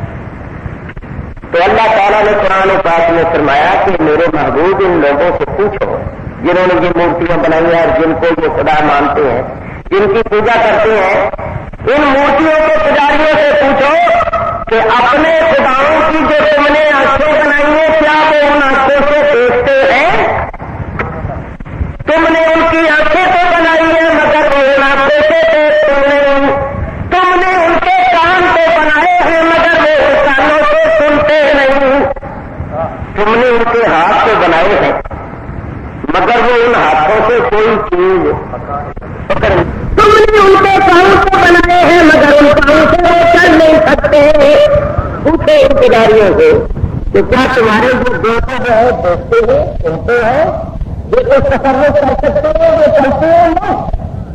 قرآن سے ثابت ہوا کہ بتوں کی آنکھیں تو ہے مگر وہ دیکھتے نہیں، کان تو ہے مگر وہ سنتے نہیں، مگر بنی اللہ کی پہچان یہ ہے کہ اللہ فرماتے ہیں جو بندہ میرا محبوب بن جاتا ہے اس کو کان میں بن جاتا ہے جن کانوں سے وہ سنتا ہے، اور اس کو بچی نہیں ہو جاتا جن آنکھوں سے وہ دیکھتا ہے، اور اس کے ہاتھوں بن جاتے ہیں جن ہاتھوں سے وہ پکڑ سکتا ہے، اور ان کے پوری میں بن جاتے ہیں جن کانوں سے وہ چلتے ہیں، پھر اس بندے کی وہ سن ہو جاتی ہے، وہ بغداد میں بیٹھا بیٹھا پکارنے والوں کی پکار کو سن لے۔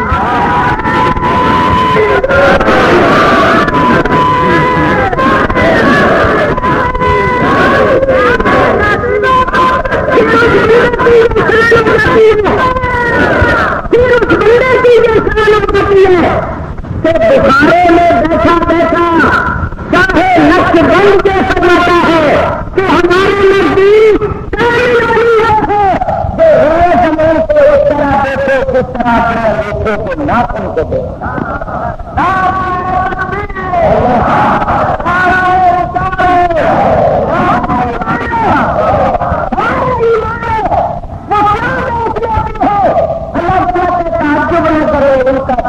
میرا وہ جو سننا تو ہے، اللہ فرماتا ہے انکار نہ کرو ان کا سننا، میرا سننا یاد رکھو وہ خدا نہیں بن جاتے، خدا کی خطوں سے مظہر بن جاتا ہے۔ اللہ فرماتا ہے میں ان کے ہاتھ بن جاتا ہوں، پھر ان کی یہ شان ہو جاتی ہے کہ تمام خلقت کا دروازہ ہاتھوں پر اٹھا لیتی ہے، پھر ان کی یہ شان ہو جاتی ہے کہ بغداد میں بیٹھے بیٹھے سمندر میں ڈوبنے والے جہازوں کو پار لگا دیتے ہیں،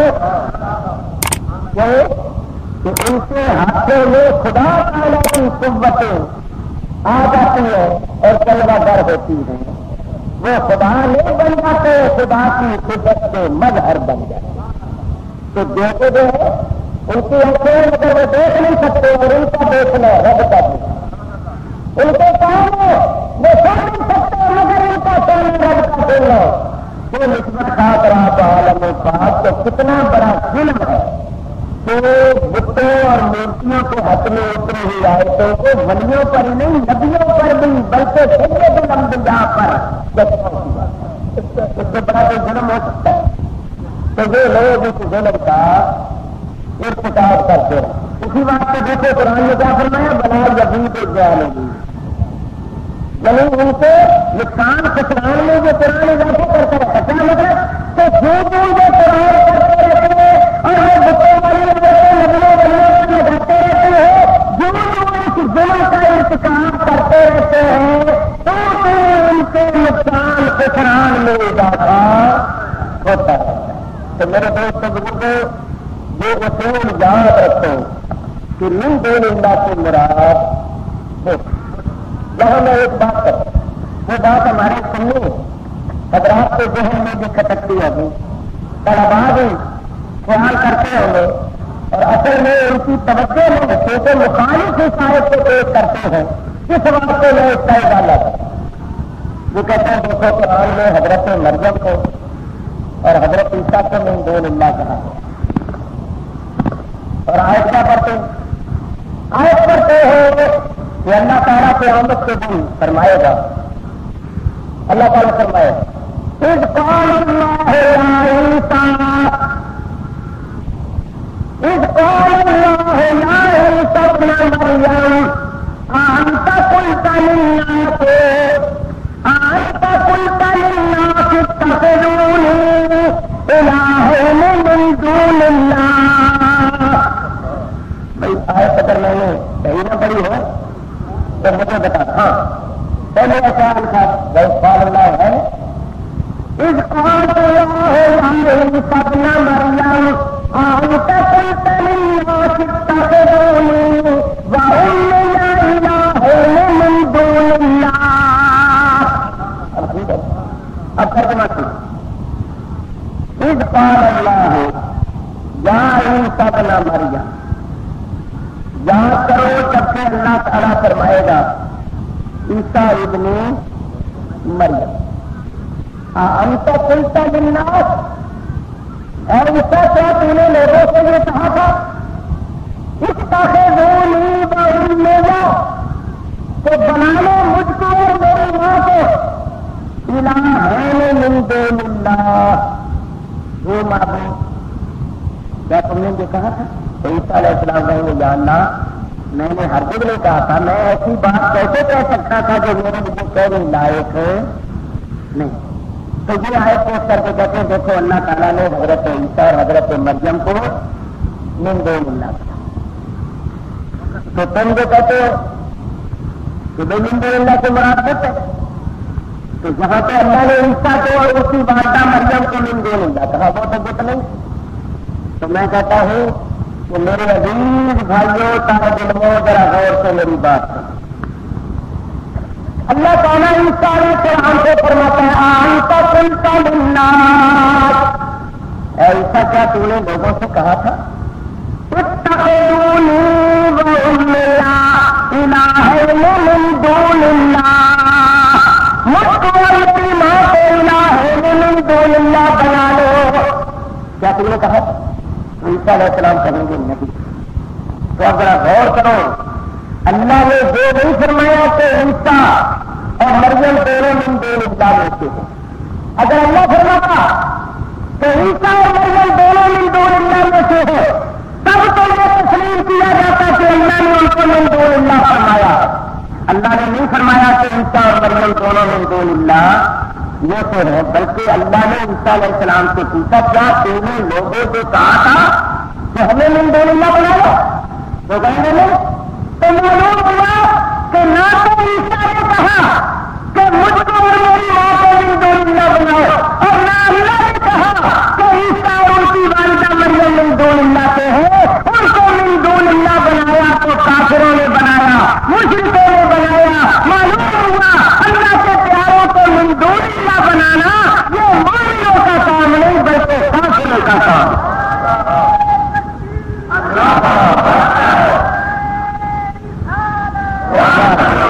سمجھ میں آئی بات؟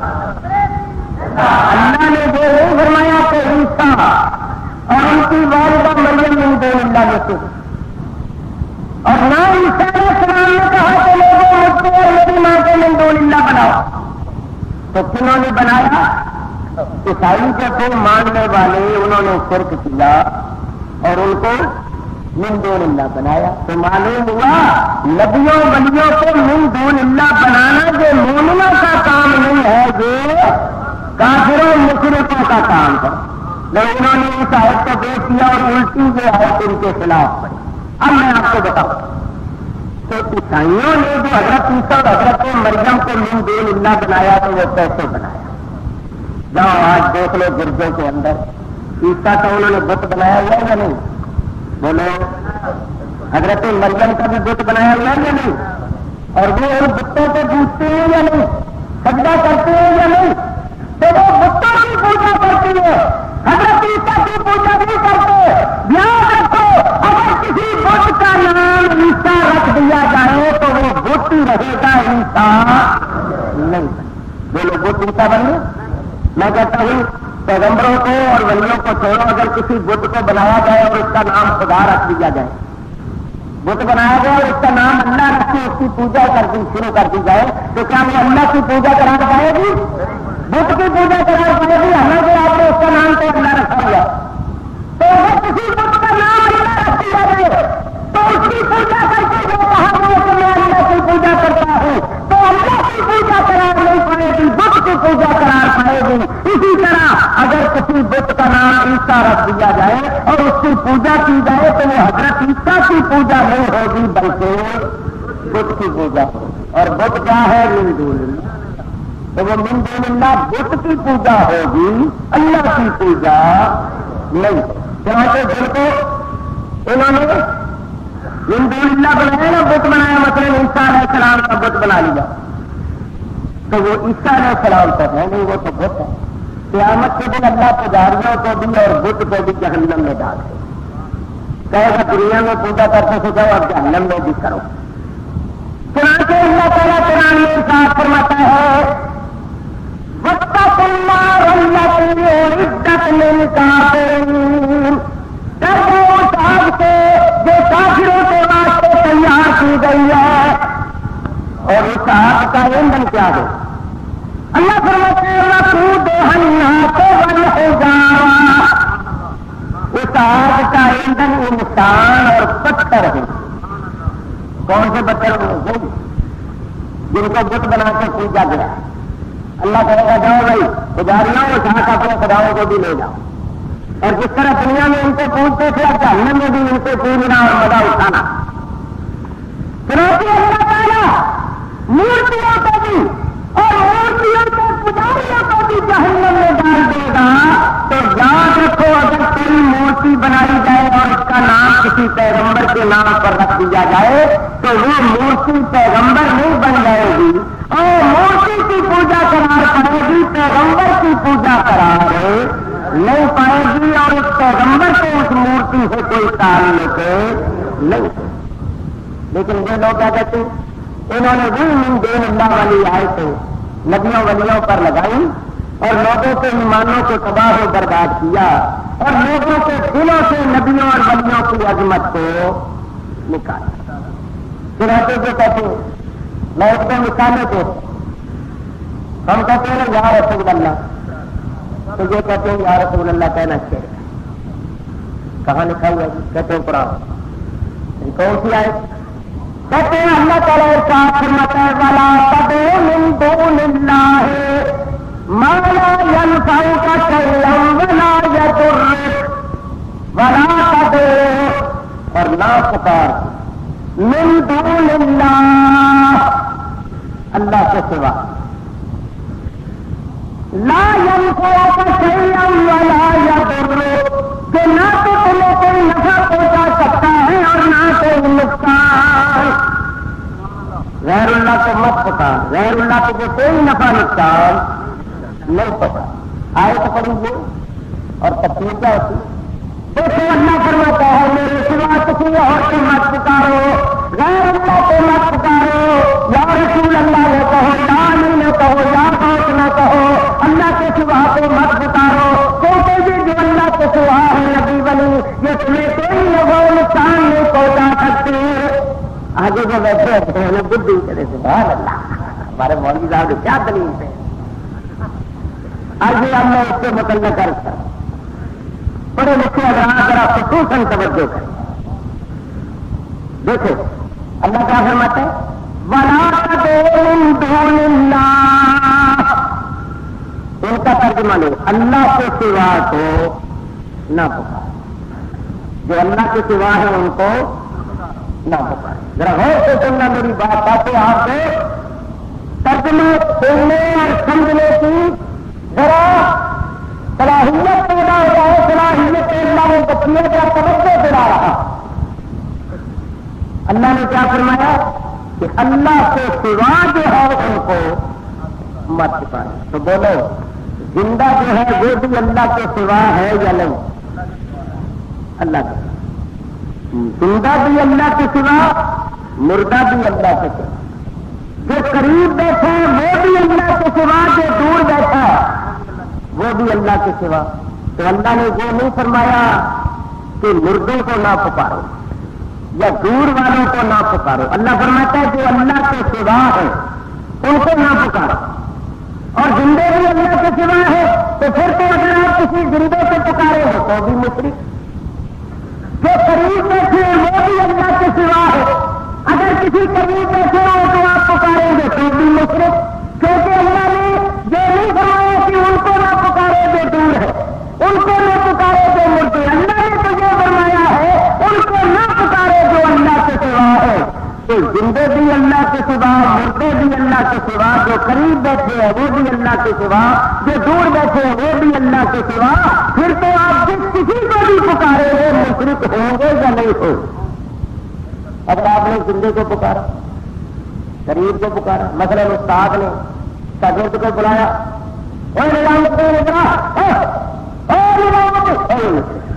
کیونکہ نظام الدین غیر اللہ, اللہ کے سوا. اور اگر کسی بچے کو کسی دوسرے بچے نے مارا اور اس نے اپنی ماں یا باپ کو پکارا, اللہ بابا یہ مجھے مارتا ہے, اس نے اللہ بابے کو پکارا تو اللہ بابا بھی اللہ کے سوا, وہ بچہ بھی پکارنے والا ہے. میاں آپ قریب کو پکاریں تو مشرک ہو جائیں گے, دور والے کو پکاریں تو مشرک ہو جائیں گے, زندے کو پکاریں تو مشرک ہو جائیں گے, مردے کو پکاریں تو مشرک ہو جائیں گے. کیونکہ یہ سب اللہ کے سوا. سمجھ آ رہی ہے بات؟ اللہ نے یہ نہیں بتایا کہ قریب والوں کو پکار لو, دور والوں کو نہ پکارو, زندوں کو پکار لو, مردوں کو. اللہ نے تو یہ فرمایا جو اللہ کے سوا ہے ان کو مت. تو بولو اگر ان کا ترجمہ لیا جائے تو کوئی مسلمان رہ سکتا ہے؟ وہ خود بھی نہیں رہ سکتا. تو کیا کہیں ایسا ترجمہ کیا کہ اس کی وقت میں خود بھی آ گیا. میاں وہ ترجمہ کرو جو صحیح. اب آؤ ترجمہ. اللہ فرماتا ہے وَلَا تَدْعُوا مِن دُونِ اللَّهِ. یہ بت جو ہے ان کو مت پکارو, اس لیے مَا لَا يَنفَعُكَ شَيْئًا وَلَا يَضُرُّكَ. یہ بت تمہیں نہ کوئی نفع پہنچا سکتے ہیں اور نہ کوئی نقصان پہنچا سکتی ہے. سیدھی بات ہوگی. من دون اللہ سے مراد ہے بت. اگر من دون اللہ سے مراد نبی ولی لیں گے تو پھر وہاں زندے یا مردے کی قید لیں, قریب یا بعید کی قید لیں. پھر ہم ان سے پوچھتے ہیں کہ تم زندوں سے کیوں مدد مانگتے ہو؟ تو کہتے ہیں جی مردوں سے مدد نہیں مانگنی چاہیے، زندوں سے تو جائے گا اللہ۔ یہ تم نے تفریق فکر سے نکال لی، اللہ تو مطلقاً فرماتا ہے کہ اللہ کے سوا تو حق ہو گئی۔ لوگوں کو اتنی سمجھ نہیں ہوتی، وہ باتیں سنتے ہیں اور وہ دھوکے میں آ جاتے ہیں کہ مولوی صاحب ہے، منہ پر داڑھی رکھی ہوئی ہے، قرآن پڑھ رہے ہیں، ترجمہ کر رہے ہیں، وہ مان لیتے ہیں اور ان کو یہ پتہ نہیں ہوتا کہ اسی ماننے میں ایمان کا جنازہ نکلتا۔ آگے ایک بات اور دیکھ، میں آپ سے پوچھتا ہوں کہ قرآن میں اختلاف ہے، بولو سوچ کے بات، قرآن میں اختلاف ہے تو نہیں، قرآن میں اختلاف یا تضاد نہیں۔ اللہ تعالیٰ کیا فرماتا ہے وَلَوْ كَانَ مِنْ عِنْدِ غَيْرِ اللَّهِ لَوَجَدُوا فِيهِ اخْتِلَافًا كَثِيرًا۔ اگر یہ قرآن اللہ کے سوا کسی اور کی طرف سے نازل ہوا ہوتا تو تم اس میں بڑا اختلاف پاتے، کیونکہ اس سے نازل کرنے والا اللہ ہے تو اس کے کلام میں اختلاف ہے نہیں۔ کیونکہ بندہ جو ہوتا ہے نا وہ بعض مرتبہ پہلے کچھ اور بات کہتا ہے، بعد میں کچھ اور کہہ دیتا ہے، اس کو یہ پتہ ہی نہیں ہوتا پہلے میں اس کے خلاف کہہ چکا۔ لیکن اللہ تعالیٰ ان چیزوں سے بہت اس قسم کی بھول چیز وغیرہ سے بہت میرے بزرگوں اور دوستوں، قرآن میں اختلاف نہیں ہے، قرآن اختلاف کی تعلیم نہیں دیتا، قرآن تو اتحاد اور اتفاق کی تعلیم دیتا ہے۔ قرآن میں اختلاف نہیں، بولو سارے قرآن میں اختلاف نہیں۔ اب میں 2 آیتیں پڑھتا ہوں جن میں اختلاف نظر آئے گا، اور پھر وہ اختلاف کیسے دور ہوگا جب آپ عدل کریں۔ سنو، پہلی آیت میں اللہ فرماتا ہے مَا لَكُم مِّن دُونِ اللَّهِ مِن وَلِيٍّ، مَا لَكُم نہیں ہے واسطے تمہارے مِن دُونِ اللَّهِ، پہلے ان کا ترجمہ ہے اللہ کے سوا نہیں ہے واسطے تمہارے، اللہ کے سوا من ولی، کوئی ولی۔ باب ہمارا ترجمہ یہ ہوگا کہ اللہ کے سوا تمہارا کوئی ولی نہیں۔ بولو بھائی اللہ کے سوا تمہارا کوئی ولی۔ اس آیت کو اگر آپ اسی طرح ہی مانیں کہ اللہ کے سوا ہمارا کوئی ولی نہیں تو دوسری آیت کا انکار ہوتا ہے، اور 2 آیتوں میں اختلاف نظر ہے۔ مثلا دوسری آیت میں اللہ فرماتا ہے انما وليكم الله ورسوله والذين آمنوا الذين يقيمون الصلاة ويؤتون الزكاة وهم راكعون۔ انما سوائے اس کے نہیں، وليكم الله تمہارا ولی اللہ، ورسوله اور اس کا رسول، والذین آمنوا اور وہ ایمان والے ہیں، الذین یقیمون الصلاۃ جو نماز قائم رکھتے، ویؤتون الزکاۃ اور زکات دیتے ہیں، وہم راکعون اور وہ اللہ کے حضور عاجزی کرنے والے ہیں۔ اب دونوں آیتوں کو سامنے رکھو۔ پہلی آیت میں فرمایا اللہ کے سوا تمہارا کوئی ولی، دوسری آیت میں فرمایا اللہ بھی تمہارا ولی ہے، اس کا رسول بھی تمہارا ولی ہے، ایمان والے بھی تمہارے ولی ہیں۔ بولو ان دونوں آیتوں پر ایمان کیسے ہو؟ اگر پہلی آیت پر ایمان رکھے تو اللہ کے سوا ہمارا کوئی ولی نہیں تو دوسری آیت کا انکار ہوتا ہے۔ اگر دوسری آیت پر ایمان رکھے کہ اللہ بھی ہمارا ولی، اس کا رسول بھی ہمارا ولی، ایمان والے بھی ہمارے ولی، تو پہلی آیت کا انکار ہوتا ہے، اور انکار ہم نے کسی آیت کا کرنا نہیں۔ اس طرح تو ان دونوں آیتوں میں اختلاف نظر آتا ہے اور قرآن میں اختلاف ہے نہیں، تو بولو یہ اختلاف کیسے اٹھے گا اور دونوں آیتوں پر ایمان کیسے ہوگا؟ آئیے میں بتاؤں۔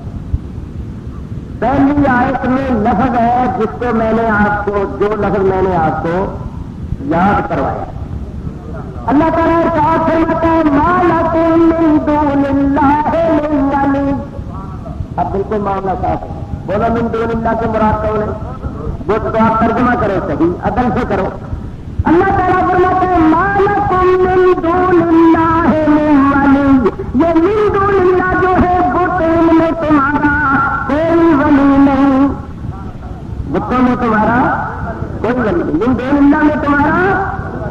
زمین جاننا من دون اللہ میں تو ہمارا کوئی ولی نہیں، ویسے کوئی ہمارا ولی ہے؟ اللہ فرماتا ہے انما ولیکم اللہ ورسولہ والذین آمنوا، اللہ تمہارا ولی ہے، اس کا رسول تمہارا ولی ہے، ایمان والے تمہارے ولی ہیں، مگر من دون اللہ بت جو ہے ان میں تمہارا کوئی ولی نہیں۔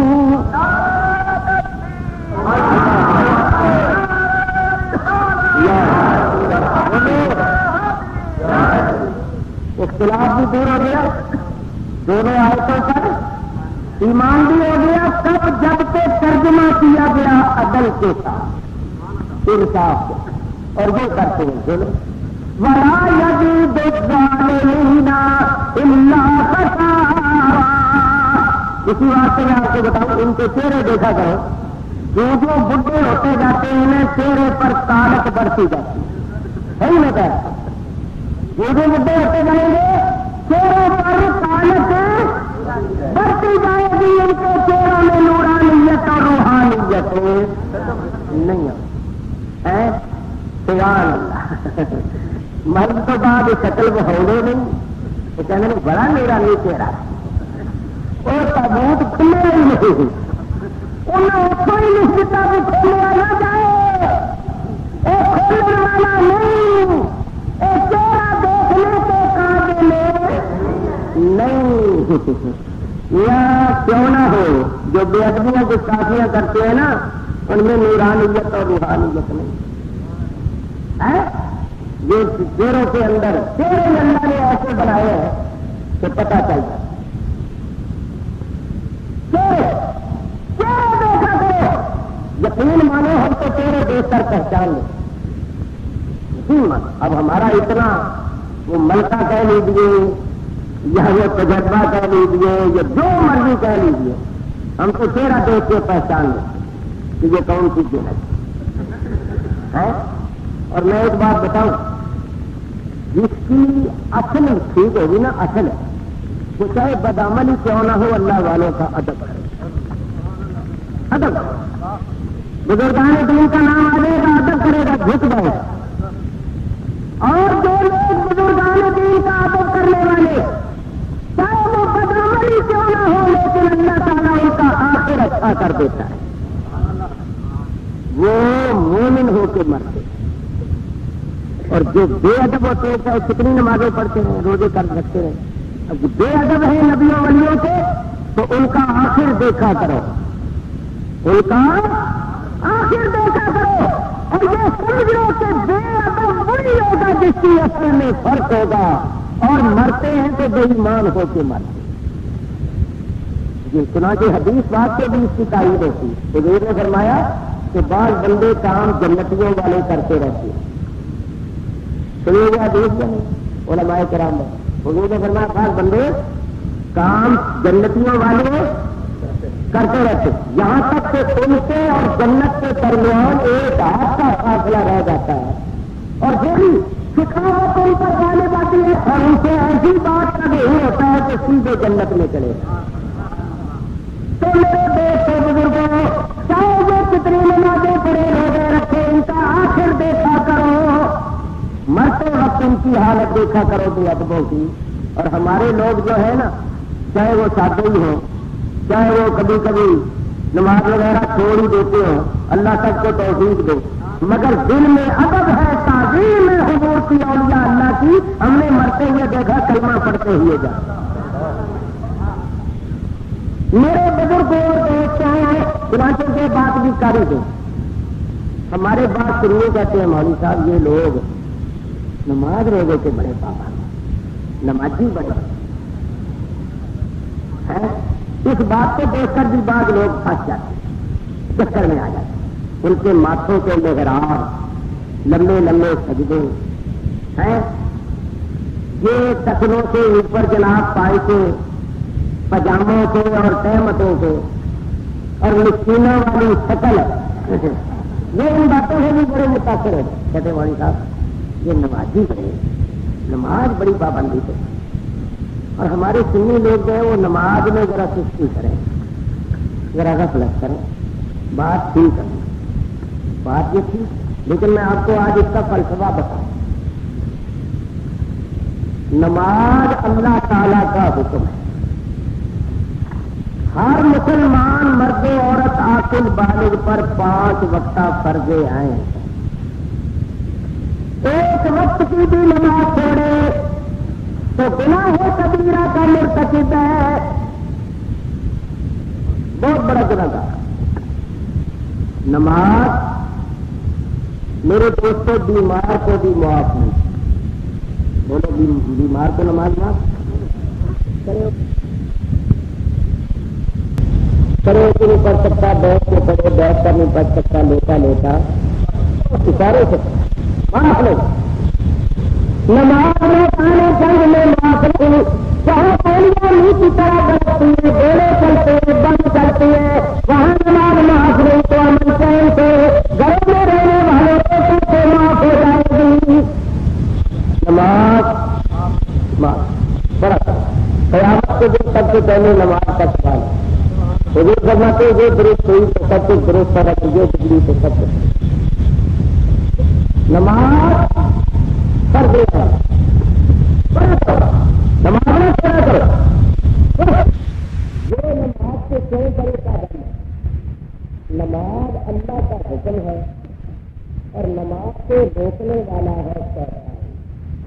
چلو کون روکتا ہے؟ یہ روکتا ہے کہ نماز نہ پڑھے. ان کو کیوں نہیں روکتا؟ اس کی وجہ نہیں غور سے سنا ہے، غور سے سنو. ان کو شیطان نہیں روکتا اس واسطے جو بڑے پابند. شیطان ان کو کہتا ہے نمازیں پڑھو مگر نبیوں ولیوں کی تعظیم نہ کرنا.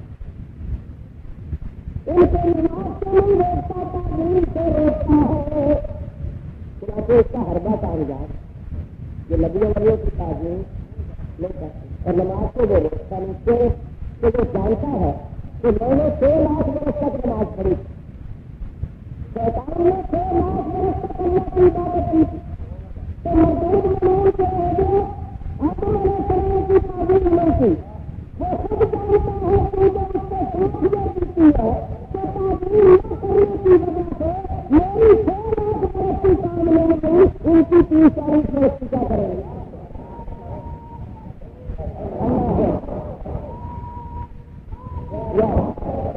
تو وہ کہتا خوب میں تمہاری نمازوں سے نہیں ڈرتا کیونکہ میں خود جانتا ہوں، میرے ساتھ خود بھی تھی. میری 6 لاکھ برس کی کام نہیں ہوئی، تمہاری 30-40 برس کی کیا کروں گی. نمازیں بے حد پڑھتے رہو مگر تعظیم نہ کرنا، پھر تم میری ہی جماعت سے. میں بھی نمازی تو بڑا پچھتا تھا، بس تعظیم نہیں کی بڑا گر کی جا. وہ ان کو تعظیم سے روکتا ہے تو تعظیم نہ کرنا. کیونکہ وہ جانتا ہے کہ میں تعظیم نہ کرنے کی وجہ سے ملعون اور مردود ہوا. اور اس نے دیکھا ہے کہ جو سنی جو ہے یہ تعظیم سے چھوڑتے نہیں، ایک چوٹی کا زور لگا چکا ہے. سنی تعظیم نہیں چھوڑتے بلکہ دن بدن تعظیم کا سلسلہ بڑھتا چلا جائے. مثلاً دیکھو اللہ نے امام جلال الدین سیوطی رضی اللہ تعالیٰ نے فرماتے ہیں من تعظیمہ اولاد. نبی کریم کا میلاد شریف کرنا وہ حضور کی تعظیم ہے. میلاد شریف کرنا حضور کی تعظیم. اور ہم جو میلاد شریف میں کھڑے ہو کر صلاۃ و سلام پڑھتے ہیں، یہ کھڑے ہو کر صلاۃ و سلام پڑھنا یہ حضور کی تعظیم. میرے رسول کی تعظیم اور توقیر کرو. اور میں ایک بات آج آپ کو بتاؤں، اللہ کا طریقہ بھی یہی ہے کہ اللہ پہلے تو اپنے نبی کا ذکر کرتا ہے، بعد میں سلام بھیجتا ہے اور سلام پر ذکر کو ختم کر دیتا ہے. یہ بڑی اہم بات ہے، اس کو یاد رکھیں. یہ لوگ کہتے ہیں نا تم یہ جلسہ کرتے ہو، نبی کریم کا کوئی بھی جلسہ کرو، میلاد النبی کا ہو، معراج النبی کا ہو، کوئی جلسہ بھی ہو، بعد میں تم سلام پڑھتے ہو. یہ کہاں لکھا ہوا ہے؟ یہ بعد میں توجہ سے قرآن پر کو دیکھو. اللہ نے جہاں بھی اپنے نبیوں کا ذکر کیا ہے نا، پہلے تو ذکر کیا اور آخر میں اللہ نے سلام دیا اور سلام پر ذکر کو ختم کر. مثلاً ایک مثال سنو، 23واں پارہ نکال لو، صبح دیکھنا اللہ نے حضرت ابراہیم علیہ السلام کا ذکر کیا. ابراہیم علیہ السلام نے تو آتی رب حتمی میں الصالحین میرے رب مجھے نیک بیٹا عطا فرما. اللہ فرماتا ہے فبشرناہ بغلام حلیم. ہم نے ابراہیم کو ایک حلم والے بردبار بیٹے کی بشارت. یہ سورت بیان ہے. سورت میں سے میں نے حالات کا بیان ہے. کسی کے حالات بیان کرنا گویا اس کی سورت بیان کرنا. ان کی سورت بیان ہو رہی. اللہ فرماتا ہے ہم نے حلم والے بیٹے کی بشارت دی. اور جب وہ بچہ دوڑنے بھاگنے کی عمر کو پہنچا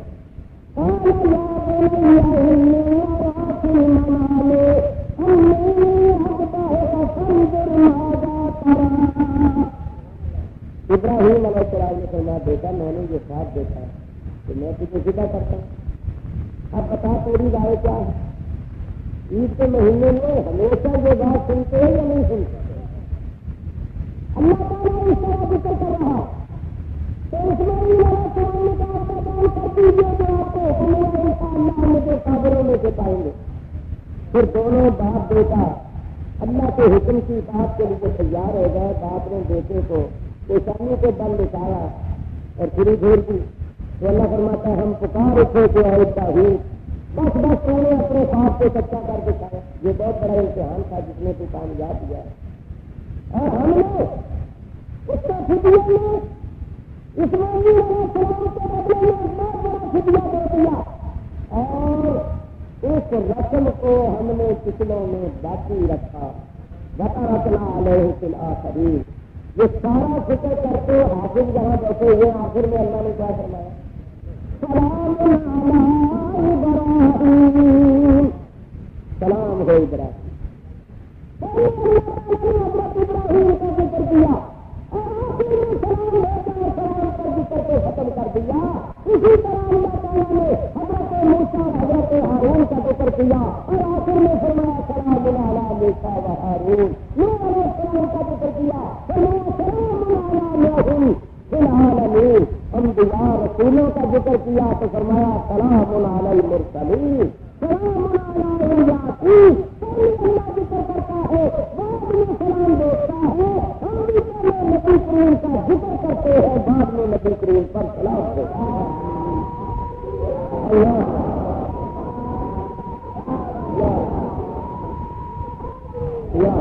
ہمارا طریقہ وہی ہے جو اللہ کا طریقہ جو اللہ کی سنت.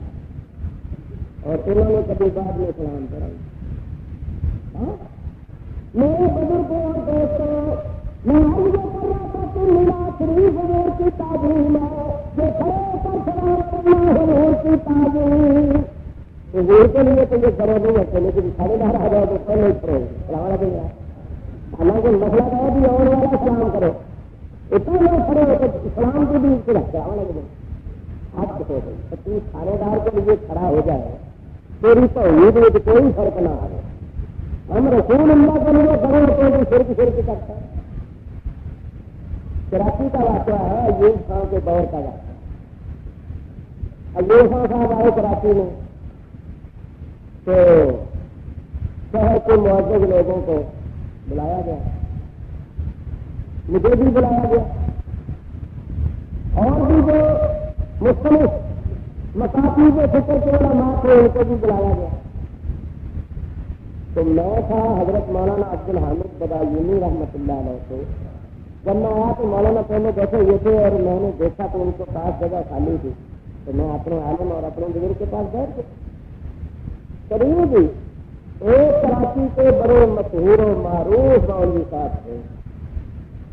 وہ بھی بیٹھے مولوی احتسام الافطار وہ بھی بیٹھے. تھوڑی دیر گزری تو ایک صاحب آئے انہوں نے آ کر کہا حاضرین خواتین و حضرات آج کل رواج ہے خواتین پہلے کے حضرات کتنے یہ پتا کہاں سے آئی ہے دقت انگریزوں لیکن جنتل اللہ کے قرآن پر کرتے تھے. قرآن میں اللہ نے جہاں کہیں بھی عورتوں مردوں کا ذکر کیا مردوں کا ذکر پہلے کیا عورتوں کا نہیں ذکر اور ان المسلمین والمسلمین جتنی جگہ روزانہ ہر جگہ اللہ نے مردوں کا ذکر پہلے کیا عورتوں کا بعد میں. انہوں نے عورتوں کو پہلے کر دیا, مردوں کو خواتین. یہ سب انگریزوں کے پیچھے طریقے. انگریز کیا کہتے ہیں؟ سلام کرتے ہیں good morning, good morning, good night, good night. انہوں نے بھی آج کل جتنے جو بڑے بڑے انگریزی السلام علیکم بہت اسلام حاصل ہے. یہ اسی کا طریقہ good morning, good morning, good night, good night. بات ہے خیر وہ تو ضمن بات آ گئی. ہمیں چاہیے ہم حضور کا طریقہ اختیار. میرے بزرگوں کو کیا بات کر رہا ہے مولوی احتسام الاقسام بھی. ایک صاحب آئے, انہوں نے کہا خواتین حضرات ابھی صدر صاحب تشریف لائیں گے اور ان کے آتے ہی قومی ترانہ بجنا شروع ہوتا ہے. پاک سر زمین تو جو بھی صدر صاحب آئیں گے قومی ترانہ بجنا شروع ہوتا ہے گا تو سب حضرات احتراماً کھڑے ہوگا. اور جب ترانہ پورا ہو جائے گا تو پھر صدر صاحب بیٹھ جائیں گے تو پھر آپ بھی لیجیے صاحب. صدر صاحب آئے, قومی ترانہ بجنا شروع ہو گیا, سب کھڑے ہوگا, کھانے صاحب بھی کھڑے. جب ترانہ بج گیا صدر صاحب نے تقریر کی, ختم ہو گیا سلسلہ, تو جانے لگے نا ہم. تو اللہ تعالیٰ بچے حضرت مولانا عبدالحامد صاحب بدائی یونی تھے, وہ مولوی احتسام الاقسام کے پاس گئے, کہا مولانا حضور کے لیے تو کھڑا ہونا صرف ہے, یہ ترانے کے لیے کھڑا ہونا کیسا ہے؟ میں بالکل تھا, یہ سنی تمہاری بات نہیں آنکھ پر دیکھ اور وہ کیا چلے گا تو یہ ترانے کے لیے کھڑے ہوں گے, خاندار صاحب آ گئے تو کھڑے ہوں گے, اور حضور کے لیے کھڑا ہونا تو کیا بات کر رہا تھا کہ یہ حضور کے لیے جو ہم کھڑے ہو کر سلام پڑھتے ہیں یہ حضور کی تعظیم, میلاد پوری کرنا حضور کی تعظیم. تو شیطان نے زور لگایا میلاد بدعت ہے, میلاد بدعت ہے, سلام پڑھنا شرک ہے, میلاد بدعت ہے. جنہوں نے زور لایا انہوں نے میلاد بڑھیا.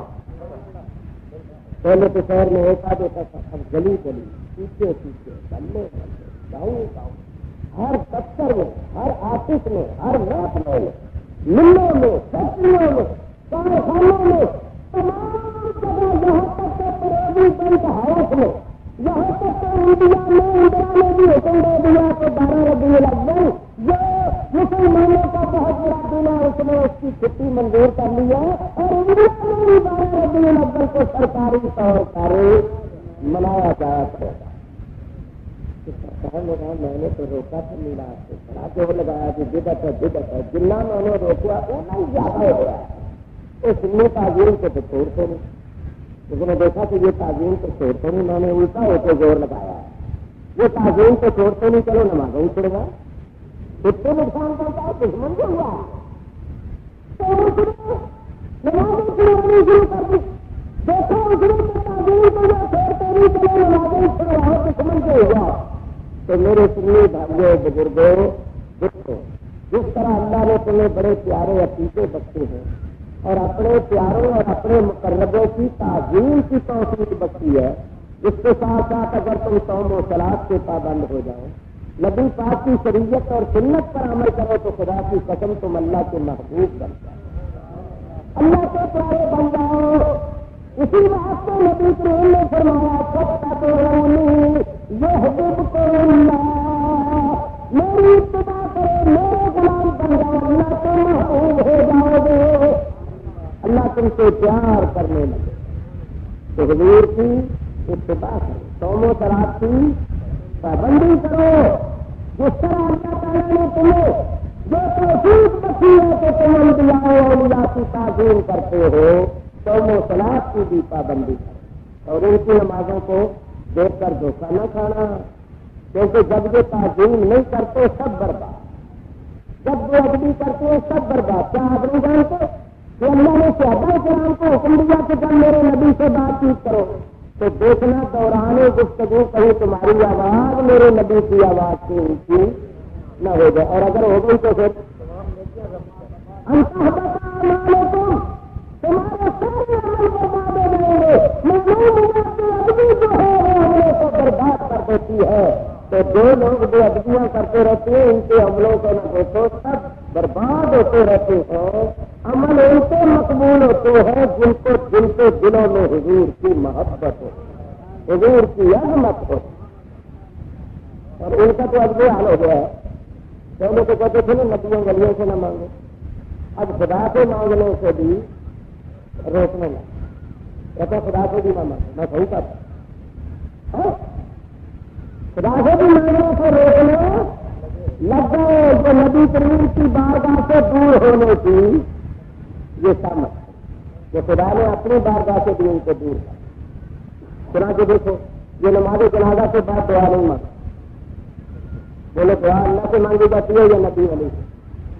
اللہ سے۔ اب اللہ سے بھی مانگنے سے روکنا شروع کرتی ہے، وہ بھی اللہ سے دعا نہ مانگے، کیوں نہ مانگے؟ کہتے نماز جنازہ خود دعا ہے، نماز جنازہ خود دعا ہے، اور اگر یہی بات ہے تو پھر جو فرض عین ہے وہ بھی تو دعا ہے۔ بولو فرض عین جو 5 وقتہ نماز پڑھتے اس میں سب سے پہلے کیا پڑھتے؟ الحمد شریف، اور الحمد افضل دعا۔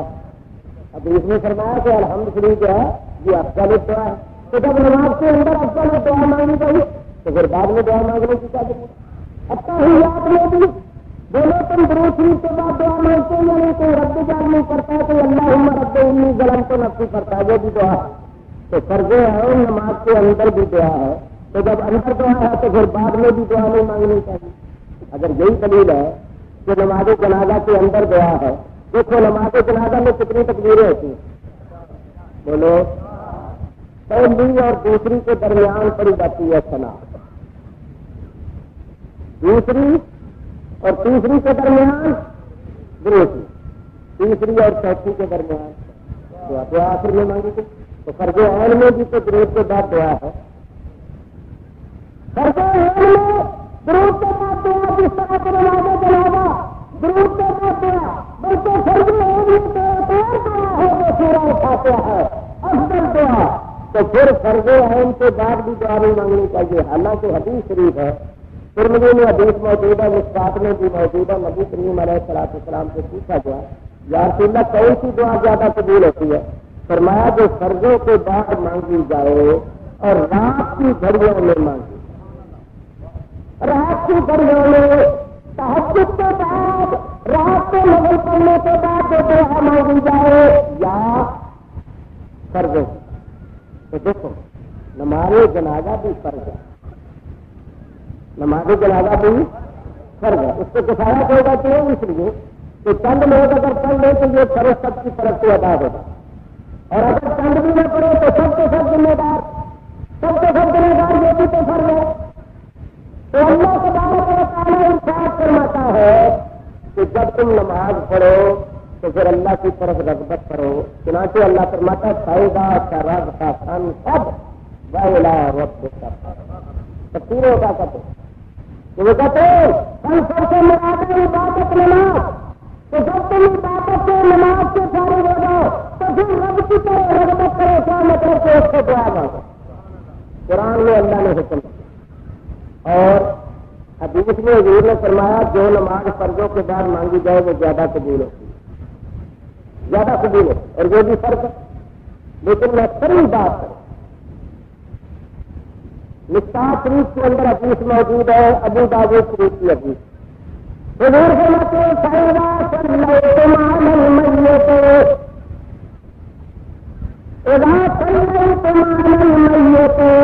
فَأَخْلِصُوا لَهُ دُعَاءً۔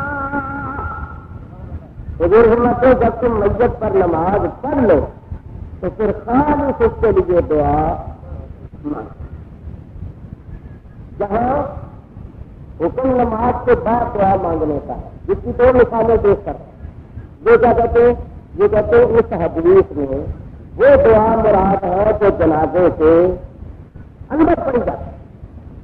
میں کہتا ہوں کہ میں آیتیں پڑھتا ہوں اس کا جواب اللہ تعالیٰ ارشاد فرماتا ہے فَإِذَا قُضِيَتِ الصَّلَاةُ فَانتَشِرُوا، جب تم نماز پڑھ لو تو پھر منتشر ہو جاؤ. تو بولو نماز کے اندر منتشر ہونے کا حکم ہے یا نماز کے بعد؟ تو جب نماز پڑھ لو پھر منتشر ہو جائے. جیسے وہ ہے نا فَإِذَا قُضِيَتِ الصَّلَاةُ، اسی طرح یہ ہے اِذَا صَلَّيْتُمْ عَلَى الْمَسْجِدِ. فَانتَشِرُوا بھی امر فاصلے سے بھی امر، یعنی جب نماز پڑھ لو تو نماز کے بعد منتشر ہو جاؤ. اسی طرح جہاں ہے کہ جب نماز پڑھ لو تو بعد میں خالی اس کے لیے دعا اور سب. اللہ تعالیٰ ارشاد فرماتا ہے جب تم کھانا کھا لو تو کھانے کے بعد منتشر ہو جاؤ. تم تو بولو کھانے کے دوران ہی منتشر ہونے کا حکم ہے یا کھانا کھانے کے بعد؟ کھانا کھانے کے بعد. جس طرح ہے نا فائدہ ٹائم تم، اسی طرح فائدہ کل میں تم مریے تھے وہاں منتشر یہاں قافلے سے وہ بھی امر یہ بھی امر. اس طرح کھانا کھانے کے بعد منتشر ہونے کا حکم ہے. اسی طرح نماز میت پر پڑھنے کے بعد دعا کا. ایک بات اور سنو، دھیان سے سننا کے بعد طالب علم خاص طور پر یاد رکھیں. یہ لوگ کہتے ہیں جہاں جو حدیث ہے نا اس سے مراد وہ دعا ہے جو نماز کے اندر مانگی جاتی ہے، جو نماز کے اندر مانگی جاتی ہے. میں کہتا ہوں وہ مراد نہیں ہے. دلیل میرے پاس کیا ہے؟ دلیل یہ ہے کہ حضور نے فرمایا فَإِذَا صَلَّيْتُمْ عَلَى الْمَسْجِدِ فَأَخْلِصُوا لَهُ. یہ لہو میں ہو جو ہے یہ ضمیر ہے، اور اس ضمیر کا مرجع میت. جب تم نماز پڑھ لو تو نماز کے بعد خالص میت کے واسطے دعا کرو. پھر پر دیکھو جو نماز کے اندر آپ دعا مانگتے ہیں وہ خالص میت کے لیے نہیں ہوتی، وہ تو سب کے لیے ہوتی ہے.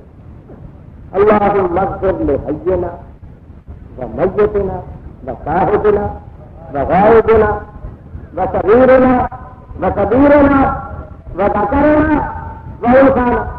یہ تو سب کے لیے.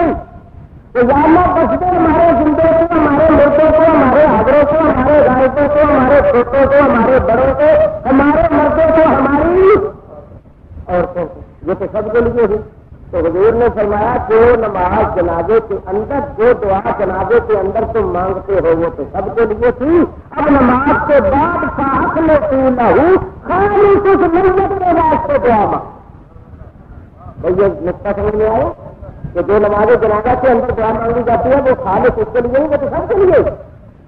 حضور بولتے ہیں وہ تو تم نے سب کے لیے دعا مانگی ہے، آپ بعد میں خالص اس میت کے واسطے دعا مانگو کہ یا اللہ اس میت کو بس. اور سنو یہ کہتے ہیں کہ صحابہ نے نہیں پڑھی، حضور نے نہیں پڑھی. اور میں تمہیں بتاؤں کنز العمار شریف، کنز العمار شریف کے اندر حدیث موجود. حضرت عبداللہ بن ابی اوفا رضی اللہ تعالیٰ عنہ کی بیٹی کا انتقال ہو گیا. انہوں نے اپنی بیٹی کی نماز جنازہ خود پڑھی. تو سنو انہوں نے 4 تکبیریں کہی اور سلام پھیر. 4 تکبیریں کہہ کر سلام پھیر اور سلام پھیر کر جتنی دیر 2 تکبیروں میں لگتی ہے اتنی دیر کھڑے دعا مانگتے ہیں. جتنی دیر 2 تکبیروں میں لگتی ہے اتنی دیر دعا مانگتے رہے. اور جب دعا مانگ کر پھر انہوں نے کیا فرمایا؟ دعا مانگ کر انہوں نے فرمایا قال رسول اللہ صلی اللہ علیہ وسلم یصنع هكذا. کہ رسول اللہ صلی اللہ علیہ وسلم بھی ہمیشہ اسی طرح کیا کرتے تھے. کیا کہا انہوں نے؟ قال رسول اللہ صلی اللہ علیہ وسلم یصنع هكذا. جس طرح میں نے کیا تو 4 تکبیروں پر سلام چھوڑ دیا، بعد میں 2 تکبیروں کی مقدار دعا مانگی ہے. نبی کریم علیہ السلام بھی اسی طرح کیا کرتے تھے. اور جہاں طالب علم ہے سارے وہ لوگ اگر مظاہرے کے سیدھے پر کانا داخل ہو جائے تو کیا بن جاتا ہے؟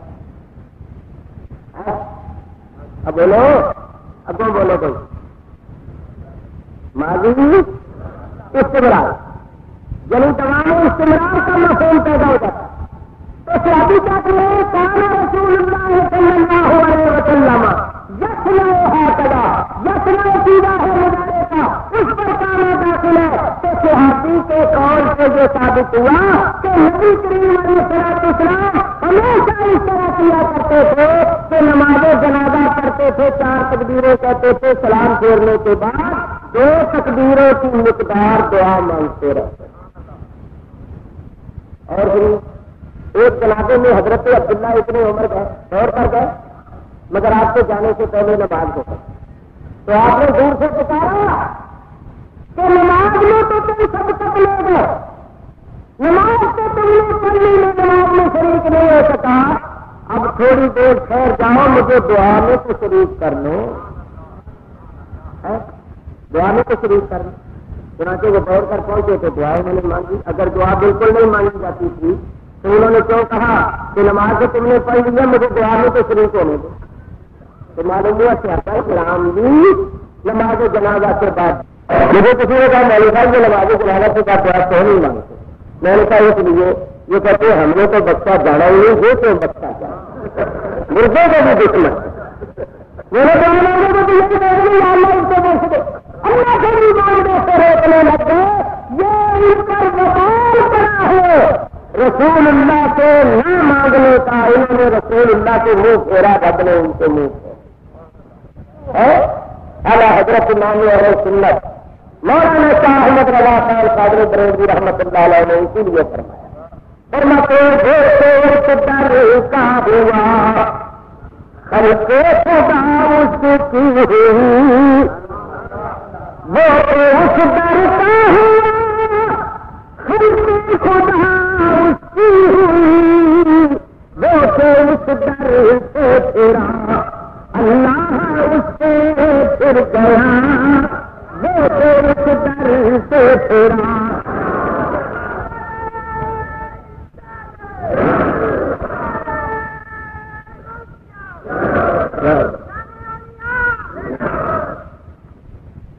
جو حضور کے ڈر سے ہوگی نا سب خلق اس کی ہو، اور جس نے حضور کے ڈر سے منہ پھیرا اللہ نے اس سے منہ پھیرا، وہ اس ڈر سے پھیرا اللہ اس سے پھر گیا۔ انہوں نے رسول اللہ کے در سے منہ پھیرا، رب نے ان سے منہ پھیرا۔ اب مجھ سے بھی مت مانگو گا، اس نے اپنی بارگاہ میں بھی ہاتھ پھیلانے کی توفیق طلب کر۔ نماز جنازہ کیا میں حاجیوں سے پوچھتا ہوں، جو بزرگ بیٹھے ہوئے سفید داڑیوں والے دوسرے جنہوں نے حج کیا وہ ہاتھ کھڑے کرو، جواب سے مانگو۔ حاجیوں کسی کی رعایت نہ کرو، میں تمہیں ایمان کی قسم دے کر پوچھتا ہوں کہ وہاں مکے مدینے میں تم نے کبھی دیکھا کہ فرضوں کے بعد کبھی دعا مانگی گئی؟ بولو اسی بولو نہیں، وہاں دعا نہیں مانگی، سلام تیرا چل گئے اور فرضوں کے بعد بھی دعا نہیں مانگی۔ کیوں نہیں مانگتے؟ اللہ تعالیٰ نے توفیق طلب کر لی ہے کہ میرے رسول کی بارگاہ سے منہ پھیرنے والوں میری بارگاہ میں بھی ہاتھ نہ پھیلاؤ۔ دعا مانگتے ہیں، سنتا بھی نہیں کرتے بچے سر کر سکے تو میرے دوست سے بول رہے ہو سنو، نماز جنازہ کے بعد دعا مانگنی جائے، بولے سارے نماز جنازہ کے بعد دعا مانگنی جائے۔ اعلیٰ حضرت قادری بریلوی نے اس مسئلے پر ایک پورا رسالہ لکھا۔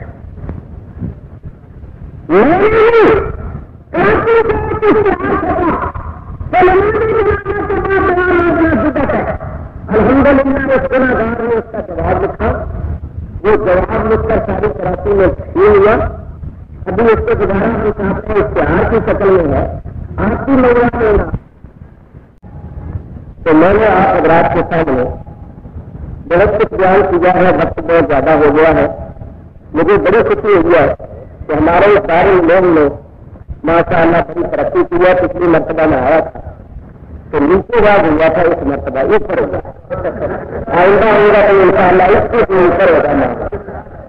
تو یہ اس قسم کے ادارے جو دین کی خدمت کر رہے ہیں، آپ کے بچوں کو زینت اسلام سے، زینت علم سے اور قرآن کریم کی تعلیم کے زیور سے آراستہ کر رہے ہیں، ایسے اداروں کی دل کھول کر امداد کرنی چاہیے۔ تو میں اپنے تمام بزرگوں دوستوں سے پرزور اپیل کروں گا